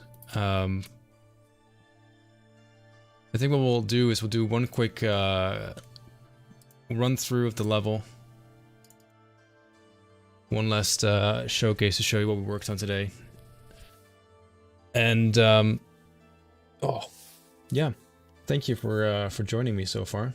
Really appreciate it. If you guys want, you can follow me on social medias to see my updates. Not everything I work on is posted on the Skyblivion socials.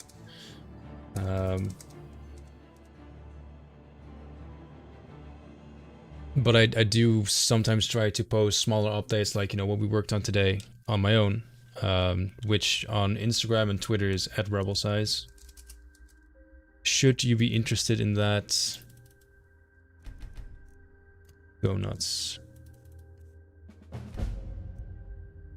Also, one more time, this is the hidden entrance into the vampire lair. What we know from a quest is that these vampires are trying their best not to be found, so I thought it would make sense to create an entrance that's kind of hidden, tucked away, like this. So I used some scaffolding to build a construction that would allow the vampires, or whoever occupies the fort or a cave, to plant some extra bushes to try and hide the lair beyond. I know there's a torch that kind of spoils it, but the reason for that is because I don't want players to get confused and think that they can't go in for some reason. So the torch is really there to make sure that you sell it more as an idea that it's being hidden. I don't want it to actually confuse players to the point where they can't find the cave. Anyway, this is all made today. This room. This is Steve. Steve has seen better days. This is the body disposal thing we made. I think we'll add some more color to this, like a few more pieces of clothing, stuff like that. Overall, though, it looks pretty okay. Gets the point across. Some nice bloody cut up human parts. Probably have to do something with that as well.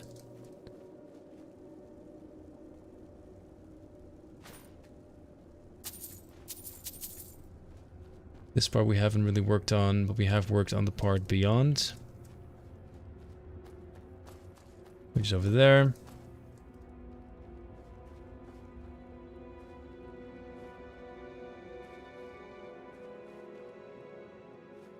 Overall looks pretty neat. Let's see if the lecture thingy...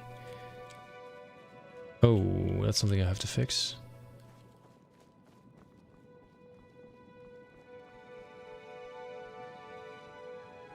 I think this is better now. Okay.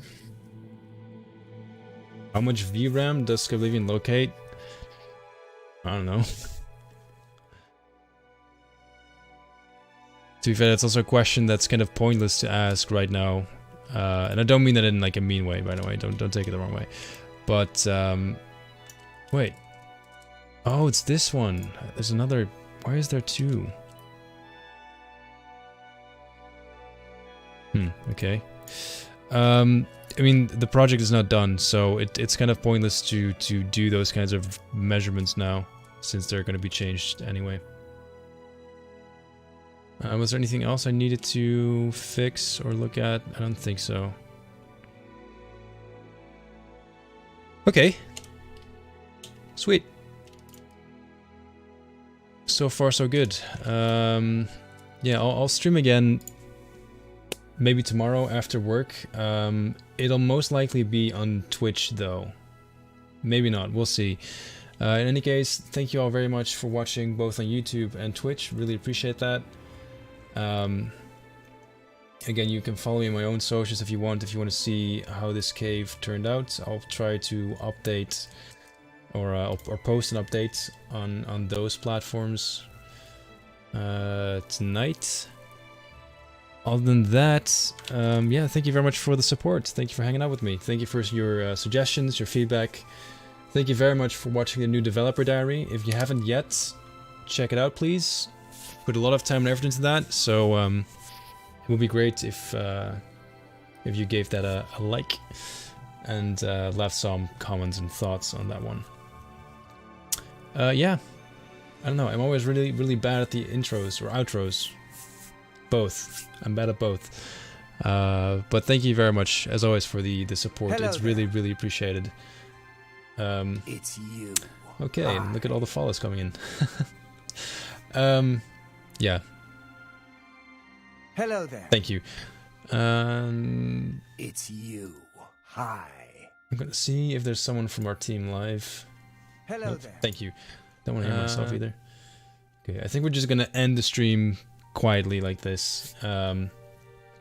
Appreciate all the support. Thank you for being excellent. And yeah, see you next time, whenever that may be. I always feel really bad ending the stream. I can't do it. Anyone want to share anything? Okay, never mind. We're gonna